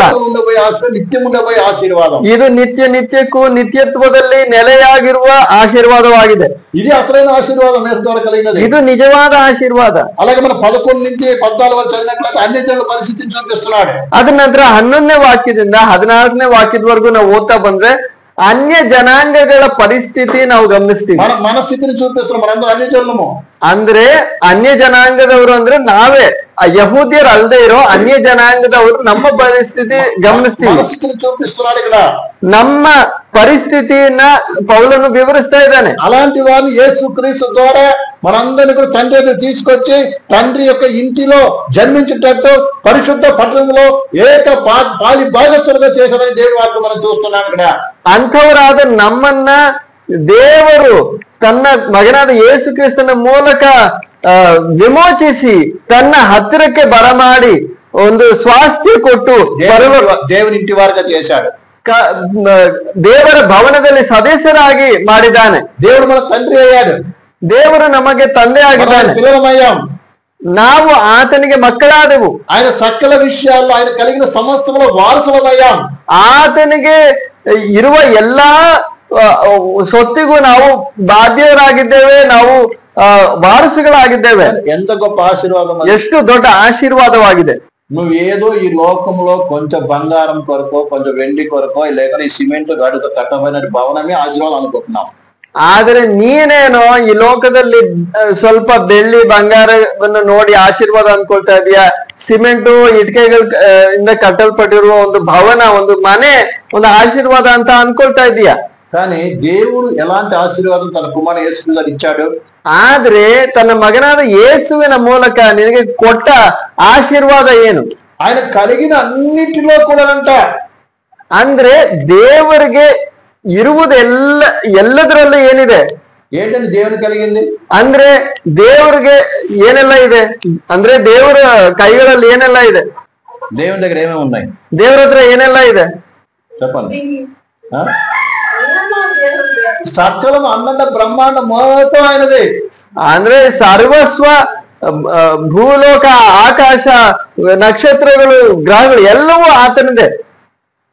మరి ఆయనతో అది కూడా ఏంటంటే ఆయన కుమారుడు యేసుక్రీస్తు సమాన వారసం చేస్తున్నాడంట. ಆತನ ಜೊತೆ ತನ್ನ ಮಗನಾದ ಯೇಸು ಕ್ರಿಸ್ತನ ಜೊತೆ ಸಮಾನ ವಾರಸುಗಳಾಗಿ ನಮ್ಮನ್ನ ಮಾಡ್ತಾ ಇದ್ದಾನೆ ದೇವರು. ఒక ఉదాహరణ మీకు చెప్పాలి. ಒಂದು ಉದಾಹರಣೆ ಹೇಳ್ತೀನಿ. మనకి పిల్లలు ఉన్నారు అనుకుందాం, ನಮ್ಗೆ ಮಕ್ಕಳಿದ್ದಾರೆ, మనకి ఆస్తి ఉంది, ನಮ್ಗೆ ಆಸ್ತಿ ಇದೆ. నా యొక్క కుమారులకు ఏం చేస్తాను, నా ఆస్తులు అన్నింటిలో సమాన వారసత్వం ఇస్తాను. ನನ್ನ ಮಕ್ಕಳಿಗೆ ನಾನೇನ್ ಮಾಡ್ತೀನಿ, ನನ್ನ ಆಸ್ತಿನ ಸಮಾನವಾಗಿ ನಾನು ವಿಂಗಡಿಸಿ ನಾನು ಒಬ್ಬೊಬ್ರಿಗೆ ಒಂದೊಂದು ಹಂಚ್ತೀನಿ. ఇస్తాం కదండి, ಹೌದಾ ಇಲ್ವಾ?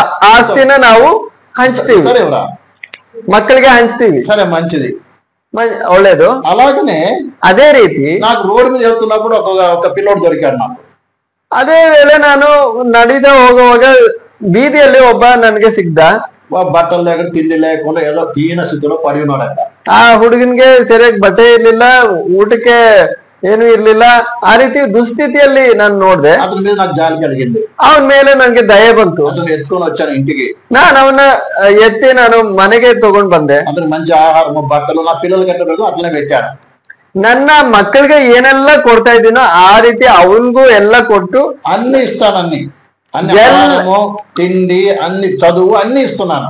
ನಾನು ಊಟ ಕೊಡ್ತಾ ಇದ್ದೀನಿ, ನನ್ನ ಮಕ್ಕಳಿಗೆ ಕೊಡೋ ವಸ್ತ್ರ ಎಲ್ಲ, ವಿದ್ಯಾಭ್ಯಾಸ ಎಲ್ಲ ಕೊಡ್ತಾ ಇದ್ದೀನಿ. ఆస్తులకు సమాన వారసత్వం ఇస్తామా?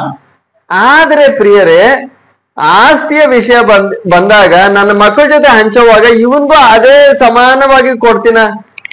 చెప్పండి, ಹೇಳಿ.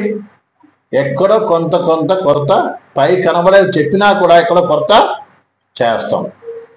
ಎಷ್ಟೇ ನಾವು ದಯೆ ತೋರಿಸಿದ್ರು, ಏನಾದ್ರೂ ಒಂದ್ ಚಿಕ್ಕ ವಿಷಯದಲ್ಲಾದ್ರೂ ನಾವ್ ಏನ್ ಮಾಡ್ತೀವಿ, ಪಕ್ಷಪಾತ ಮಾಡೇ ಮಾಡ್ತೀವಿ. ಸಾಮಾನ್ಯವಾಗಿ ಹೇಳೋದಾದ್ರೆ ಆತರ ಯಾರು ಕೊಡಲ್ಲ. కానీ మన సృష్టికర్త తండ్రి అయిన దేవుని యొక్క ప్రేమ చూడండి.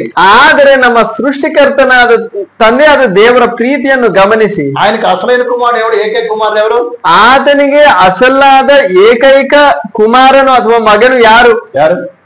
ಯಾರು? ప్రభువైన యేసు క్రీస్తే, ಕರ್ತನಾದ ಯೇಸು ಕ್ರಿಸ್ತನೇ. మనమెవరము? ನಾವ್ಯಾರು? దేవునికి విరోధులము. ನಾವು ದೇವರಿಗೆ ವಿರೋಧಿಗಳು.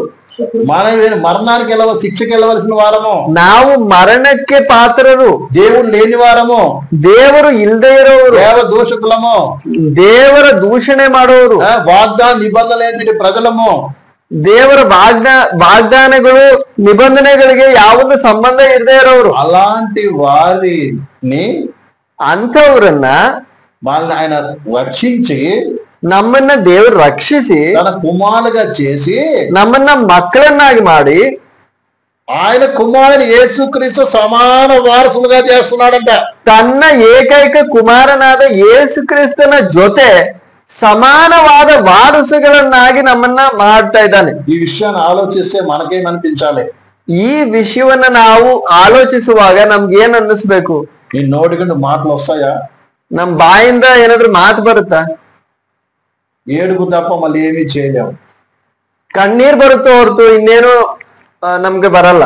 అప్పుడు హృదయాంతరంలో నుంచి అది కృతజ్ఞత భావంతో దేవుని స్తుతించడం, ఆరాధించడం చేస్తావు.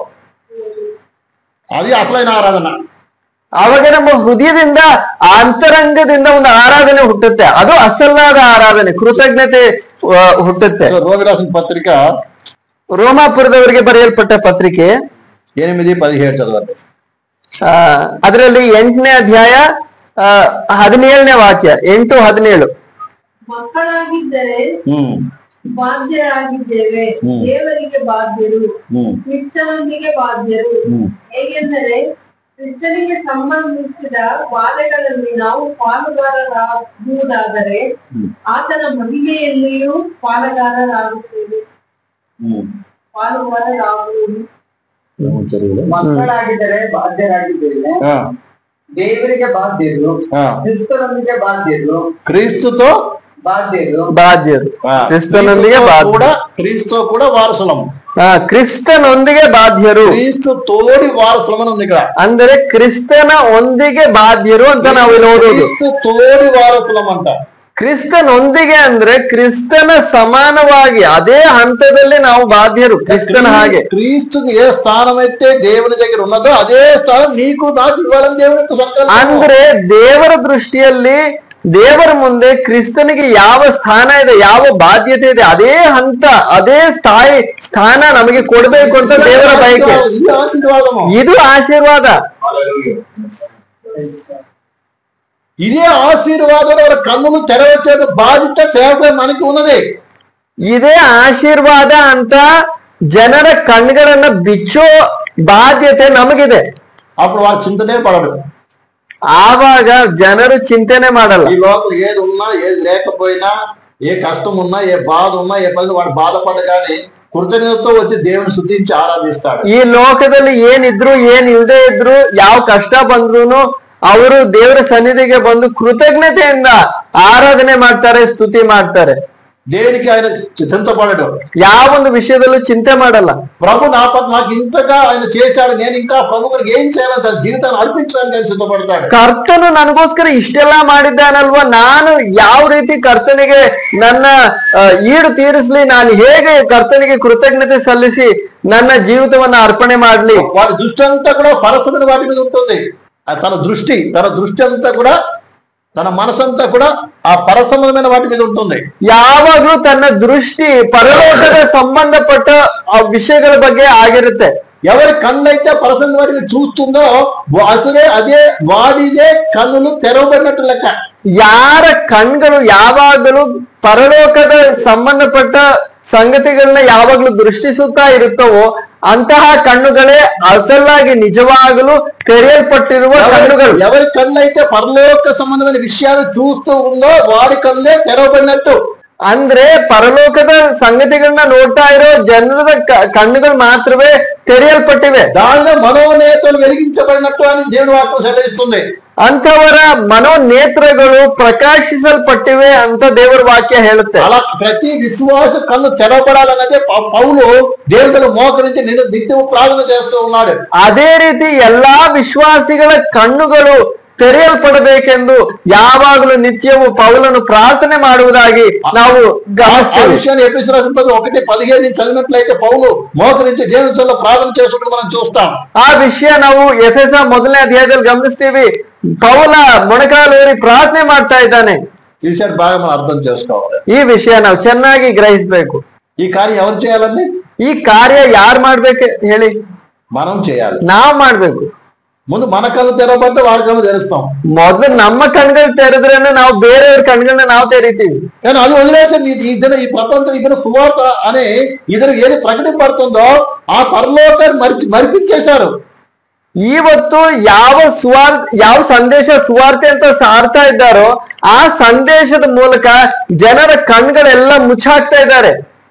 ప్రతి క్షణం లోకం గురించి చెప్తూ లోక విషయాలు అడగమని, అందుకే అడుగుడు ఇవ్వబడని చెప్తూ ఈ లోకం వాటి మీద మనసు తిప్పుతూ సాతానిక బోధన బోధిస్తా ఉన్నారు. ಯಾವಾಗ ನೋಡಿದ್ರು ನಿಮ್ಗೆ ಇದು ಸಿಗುತ್ತೆ ಅದು ಸಿಗುತ್ತೆ, ಲೌಕಿಕವಾದ ಸಂಗತಿಗಳು ಸಿಗುತ್ತೆ, ಕೇಳಿರಿ ಸಿಗುತ್ತೆ ಅಂತ ಹೇಳಿ ಅವ್ರ ಕಣ್ಗಳನ್ನ ಮುಚ್ಚಾಕ್ತಾ ಇದ್ದೀವಿ. సైతానన బోధనే ಮಾಡ್ತಾ ఇದ್ದೀವಿ. నిజమే, ఎవరు కొత్తగా వస్తే వారి కొరకు ప్రార్థిస్తాం, అన్ని చేస్తాం. రోగం ఉన్నా ఏదున్నా కొత్తగా వచ్చిన వారి కొరకు ప్రార్థన చేయడం మంచిదే. ನಿಜವಾಗ್ಲೂ ಒಳ್ಳೇದೇ. ನಾವು ಹೊಸಬರಾಗಿ ಬರೋವಾಗ ಅವರಿಗೋಸ್ಕರ ನಾವು ಪ್ರಾರ್ಥನೆ ಮಾಡ್ತೀವಿ, ಅವರ ಕಷ್ಟಗಳು ನೀಗ್ಲಿ ಅಂತ. కానీ వాడు 5 సంవత్సరాలైనా 10 సంవత్సరాలైనా అదే ప్రసంగం. కొంతమంది బ్యాప్టిజం కూడా ఎందుకు తీసుకుంటారు తెలుసా? 5 ವರ್ಷ 10 ವರ್ಷ ಆದ್ರೂ ಅದೇ ಪ್ರಸಂಗ ಕೇಳ್ತಾ ಇದ್ರೆ ಏನು ಗತಿ? ಕೆಲವರು ದೀಕ್ಷಾ ಸ್ನಾನ ತಗೊಳ್ಳೋದಕ್ಕೂ ಕಾರಣ ಏನ್ ಗೊತ್ತಾ? ಉದ್ದೇಶ ಏನು? ఎందుకు బ్యాప్టిజం తీసుకుని అడిగితే ఏమంటారు తెలుసా? ಏನವ್ವ ನೀನ್ ದೀಕ್ಷಾ ಸ್ನಾನ ಯಾಕೆ ಹೊಂದಿದ್ದು ಅಂತ ಕೇಳಿದ್ರೆ ಏನ್ ಹೇಳ್ತಾರೆ? కొంతమంది ఏమంటారు తెలుసా? ಕೆಲವ್ರು ಏನಂತ ಹೇಳ್ತಾರೆ? మా పాస్టర్ గారు చెప్పారు తీసుకున్నా అంటారు. పాస్టర్ ಹೇಳಿದ್ರು ನಾನು ತಗೊಂಡೆ, లేకుంటే ಬ್ಯಾಪ್ಟಿజಂ తీసుకుంటే నాకు రోగం పోతుందని అందుకే తీసుకున్నా అంటారు. ದೀಕ್ಷಾ ಸ್ನಾನ ಮಾಡಿಸ್ಕೊಂಡ್ರೆ ನನ್ಗೆ ರೋಗ ವಾಸಿ ಆಗುತ್ತೆ ಅನ್ಕೊಂಡೆ, ಅವ್ರ ಹತ್ರ ಹೇಳಿದ್ರು. కష్టాలు పోతాయన్నారు అందుకే తీసుకున్నాం అంటారు. ನನ್ನ ಕಷ್ಟ ಹೋಗುತ್ತೆ ಅಂತ ಅನ್ಕೊಂಡೆ, ಅದಕ್ಕೆ ತಗೊಂಡೆ. రకరకాల పద్ధతిలో తీసుకునే వారు ಇದನ್ನ ಬೇರೆ ಬೇರೆ ಉದ್ದೇಶಗಳು ತಾತ್ಪರ್ಯಗಳು అభిప్రాయಗಳೊಂದಿಗೆ ಅವರು ತಗೊಳ್ತಾರೆ. బాగా గ్రహించవలసిన విషయం అండి. ಆದ್ರೆ ಗ್ರಹಿಸಬೇಕಾಗಿರೋದು ముందు వారి కన్నులు తెరవబడాలి. ಮೊಟ್ಟಮೊದಲನೇದಾಗಿ ಅವರ ಕಣ್ಗಳು ಪ್ರಕಾಶಿಸಲ್ಪಡ್ಬೇಕು, ತೆರೆಯಲ್ಪಡ್ಬೇಕು. మారు మనసు అంటే ఒక అర్థం ఏం చేస్తారు? ಮಾನಸಾಂತರ ಅಂದ್ರೆ ಏನಂತ ಗೊತ್ತಾ? ఈ లోకం చూసే మనసు ఏం కావాలి? పరలోకం చూసేటట్టు తిప్పాలి. అదే ಈ ಲೋಕವನ್ನು ನೋಡುತ್ತಿರುವ ಮನಸ್ಸನ್ನು ಪರಲೋಕದ ಕಡೆಗೆ ತಿರುಗಿಸುವಂತದ್ದೇ ಮಾನಸಾಂತರ. ఆవిడ అపోస్తలు అది ప్రకటించారు కాబట్టి ಅಪೋಸ್ತಲರು ಆ ರೀತಿಯಾದ ಸೇವೆ ಮಾಡಿದ್ರು, ಬೋಧನೆ ಮಾಡಿದ್ರು. ಆ ಕಾರಣದಿಂದ మొదటి శతాబ్ద పరిశుద్ధులు విశ్వాసులు ಮೊದಲನೇ ಶತಮಾನದಲ್ಲಿದ್ದ ಪರಿಶುದ್ಧರು ವಿಶ್ವಾಸಿಗಳು వారు కలిగినంత అమ్మేసి వచ్చేసారండి. ಅವ್ರಿಗಿದ್ದದ್ದೆಲ್ಲವನ್ನು ಮಾರಿ ಬಂದ್ರು. అంతే కదా. మన అపోస్తలు చదివితే మొదటి శతాబ్దం విశ్వాసులు ఏం చేశారు? వాళ్ళు కలిగినంత అమ్మేసి ఏం చేశారు? అందరికి పంచిపెట్టేసేసి ప్రభుని వెంబడించడం ఆరంభించారండి. ಹೌದೇ ಅಲ್ವಾ? ನಾವು ಮೊದಲನೇ ಶತಮಾನದಲ್ಲಿ ನಾವು ವಿಶ್ವಾಸಿಗಳ ಅವಸ್ಥೆ ನಾವು ನೋಡ್ತೀವಿ. ಅವ್ರಿಗಿದ್ದದೆಲ್ಲವನ್ನು ಮಾರಿ ಅವರು ಕರ್ತನ ಹಿಂಬಾಲಿಸೋದಕ್ಕೆ ಬಂದ್ರು. అపోస్తలు ఏం చెప్పలేదు, అన్ని విడిచిపెట్టండి, అమ్మేసిరండి, ఇచ్చేయండి అని చెప్పలే వాళ్ళు. ಅಪೋಸ್ತಲರೇನು ಹೇಳಲಿಲ್ಲ ನೀವೆಲ್ಲರೂ ಮಾರಿ ಎಲ್ಲ ಬಿಟ್ಬಿಟ್ಟು ಬನ್ನಿ ಅಂತ ಅವರೇನು ಹೇಳಲಿಲ್ಲ. వారి కనులు తెరవబడ్డాయి కాబట్టి ಅವರ ಕಣ್ಗಳು ತೆರೆದವು. ಆ ಕಾರಣದಿಂದ ఆ పరలోకంలో ప్రభువైన యేసుక్రీస్తు ద్వారా కలిగినటువంటి ఆత్మీయ ఆశీర్వాదం వారు తెలుసుకున్నారు కాబట్టి ಪರಲೋಕದಲ್ಲಿ ಅವರಿಗೆ ಲಭ್ಯವಾದ ಕರ್ತನಾದ ಯೇಸು ಕ್ರಿಸ್ತನು ಲಭ್ಯ ಮಾಡಿದ ಆಶೀರ್ವಾದಗಳು ಅವರಿಗೆ ಗೊತ್ತಾದ್ಮೇಲೆ యేసు ప్రభు ఉంటే చాలు, ఈ లోకం మాకు ఏమొద్దని అనుకున్నారు. ಅವರ ಮನಸ್ಸಿಗೆ ಬಂದದ್ದು ನಮಗೆ ಯೇಸು ಕರ್ತನು ಸಾಕು, ನಮ್ಗೆ ಈ ಲೋಕದಲ್ಲಿ ಬೇರೆ ಏನು ಬೇಡ. అందరూ కూడా అందరూ కూడా సమానమని వాళ్ళు అనుకున్నారు. ನಾವೆಲ್ಲರೂ ಒಂದೇ ಹಂತದಲ್ಲಿರೋರು, ಒಂದೇ ಸರಿಸಮಾನವಾಗಿದ್ದೇವೆ ಅಂತ ಅನ್ಕೊಂಡು రక్షణ పొందితే మేము అందరం ఒకే శరీరంలో ఒకే కుటుంబ సభ్యులు అని అనుకున్నారు. ನಾವು ರಕ್ಷಣೆ ಹೊಂದಿರೋರ ಆಗಿರುವ ವಿಶ್ವಾಸಿಗಳು ನಾವೆಲ್ಲರೂ ಕೂಡ ಒಂದೇ ಆಗಿದ್ದೇವೆ. మనమందరం ఒక్క తండ్రి బిడలం అన్నటువంటి భావన వాళ్ళకి కలిగింది. ನಾವೆಲ್ಲರೂ ಒಬ್ಬ ತಂದೆಯ ಮಕ್ಕಳಾಗಿದ್ದೇವೆ ಎಂಬ ಭಾವನೆ ಅವರಲ್ಲಿ ಹುಟ್ಟಿತು. అందుకే వాళ్ళు కలిగినంతా కూడా అమ్మేసి ప్రభుని వెంబడించడం ప్రారంభించారు. ಆದ ಕಾರಣ ಅವರು ಇದ್ದಿದ್ದೆಲ್ಲವನ್ನು ಮಾರಿ ಕರ್ತನನ್ನ ಹಿಂಬಾಲಿಸುವುದಕ್ಕೆ ಮನಸ್ಸಾಯಿತು. ಇದನ್ನ మన విశ్వాసులు ಈ ದಿವಸಗಳಲ್ಲಿ ನಮ್ಮ ವಿಶ್ವಾಸಿಗಳು దేశ దగ్గరికి వస్తే ఏమైనా ఇస్తాడంటేనే వస్తారు, వదిలిపెట్టి రమ్మంటే రారు. ಏಸಯ್ಯ ಹತ್ರ ನೀವು ಬನ್ನಿ ಏನಾದ್ರು ಕೊಡ್ತಾರೆ ಅಂತ ಹೇಳಿದ್ರೆ ಬರ್ತಾರೆ. వదిలిపెట్టి రమ్మంటే ఎవరు రారు చర్చికి. ನೀವೇನಾದ್ರು ಬಿಟ್ಬಿಟ್ಟು ಬನ್ನಿ ಅಂತ ಹೇಳಿದ್ರೆ ಯಾರು ಬರಲ್ಲ ಸಭೆಗೆ. కానీ ಆದ್ರೆ కారణం ఏంటంటే వాళ్ళ హృదయాలు ఇంకా తెరవబడలేదు. ಕಾರಣ ಏನಂದ್ರೆ ಅವರ ಹೃದಯದ ನೇತ್ರಗಳು, ಮನೋನೇತ್ರಗಳು ಇನ್ನೂ ತೆರೆಯಲ್ಪಟ್ಟಿಲ್ಲ. మేమేమి అన్ని వదిలిపెట్టి రమ్మని అమ్మేసి రమ్మని నేను చెప్పట్లేదు. ನಿಮ್ಮನ್ನ ಯಾರನ್ನು ಕೂಡ ಎಲ್ಲ ನೀವು ಮಾರ್ಬಿಟ್ಟು ಎಲ್ಲ ಬಿಟ್ಬಿಟ್ಟು ಬನ್ನಿ ಅಂತ ನಾವ್ ಹೇಳ್ತಾ ಇಲ್ಲ. అపోస్తలు కూడా చెప్పలేదు, చేయలేదు. వాళ్ళు ಅಪೊಸ್ತಲರು ಕೂಡ ಆ ರೀತಿ ಬೋಧನೆ ಮಾಡಿಲ್ಲ. వారు మనోనేత తెరిచారండి. ಆದ್ರೆ ಅವರ ಮನೋನೇತ್ರಗಳು ತೆರೆಯುವ ಹಾಗೆ ಮಾಡಿದರು. ఈ లోకంలో నీ స్థితి ఏంటిది, ఈ లోకం యొక్క స్థితి ఏంటిది, ఈ లోకంలో నీ స్థితి ఏంటిది అని తెలియపరిచారు అంతే.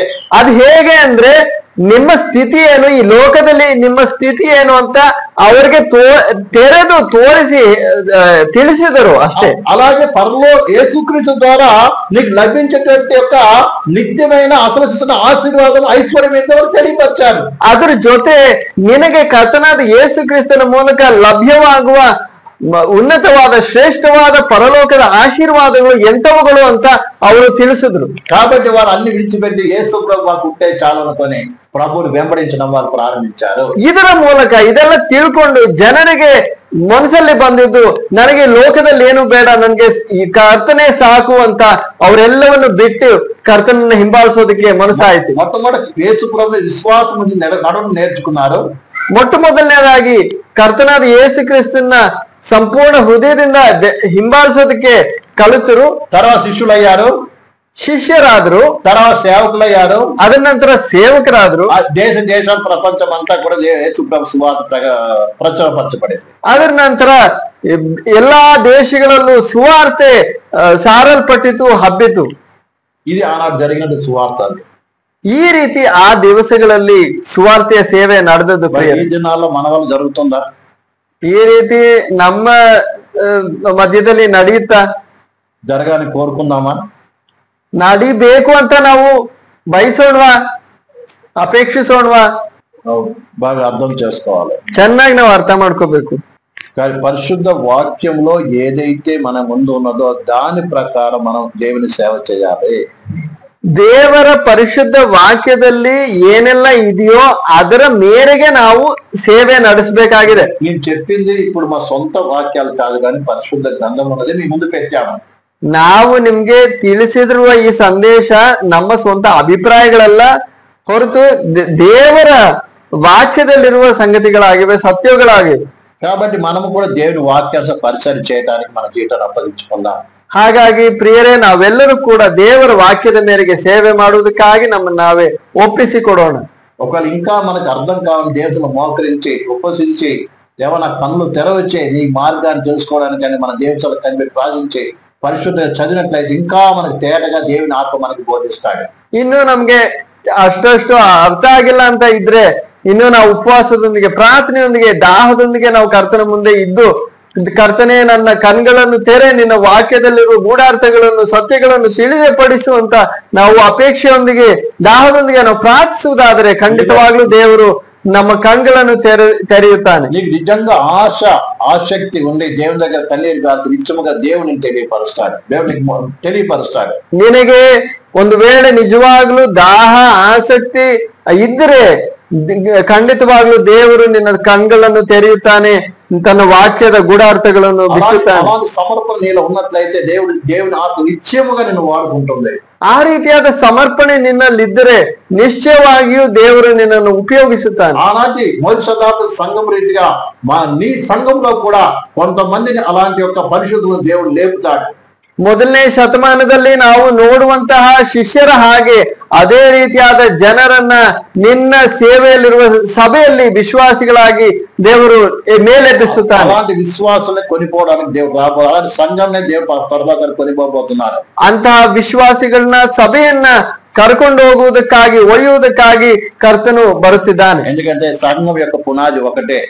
ಯಾಕಂದ್ರೆ ಸಭೆಗೆ ಪುನಾದಿ ಅನ್ನೋದು ಒಂದೇ. ఉపదేశం, అపోస్తల ఉపదేశం ఒకటే. ಅಪೊಸ್ತಲರ ಸಿದ್ಧಾಂತ ಅಥವಾ ಬೋಧನೆ ಅನ್ನೋದು ಒಂದೇ. దాన్ని నిర్మించేవాడు కూడా ఒకటే. సభೆಯನ್ನು ನಿರ್ಮಾಣ ಮಾಡುವವನು ಒಬ್ಬನೇ.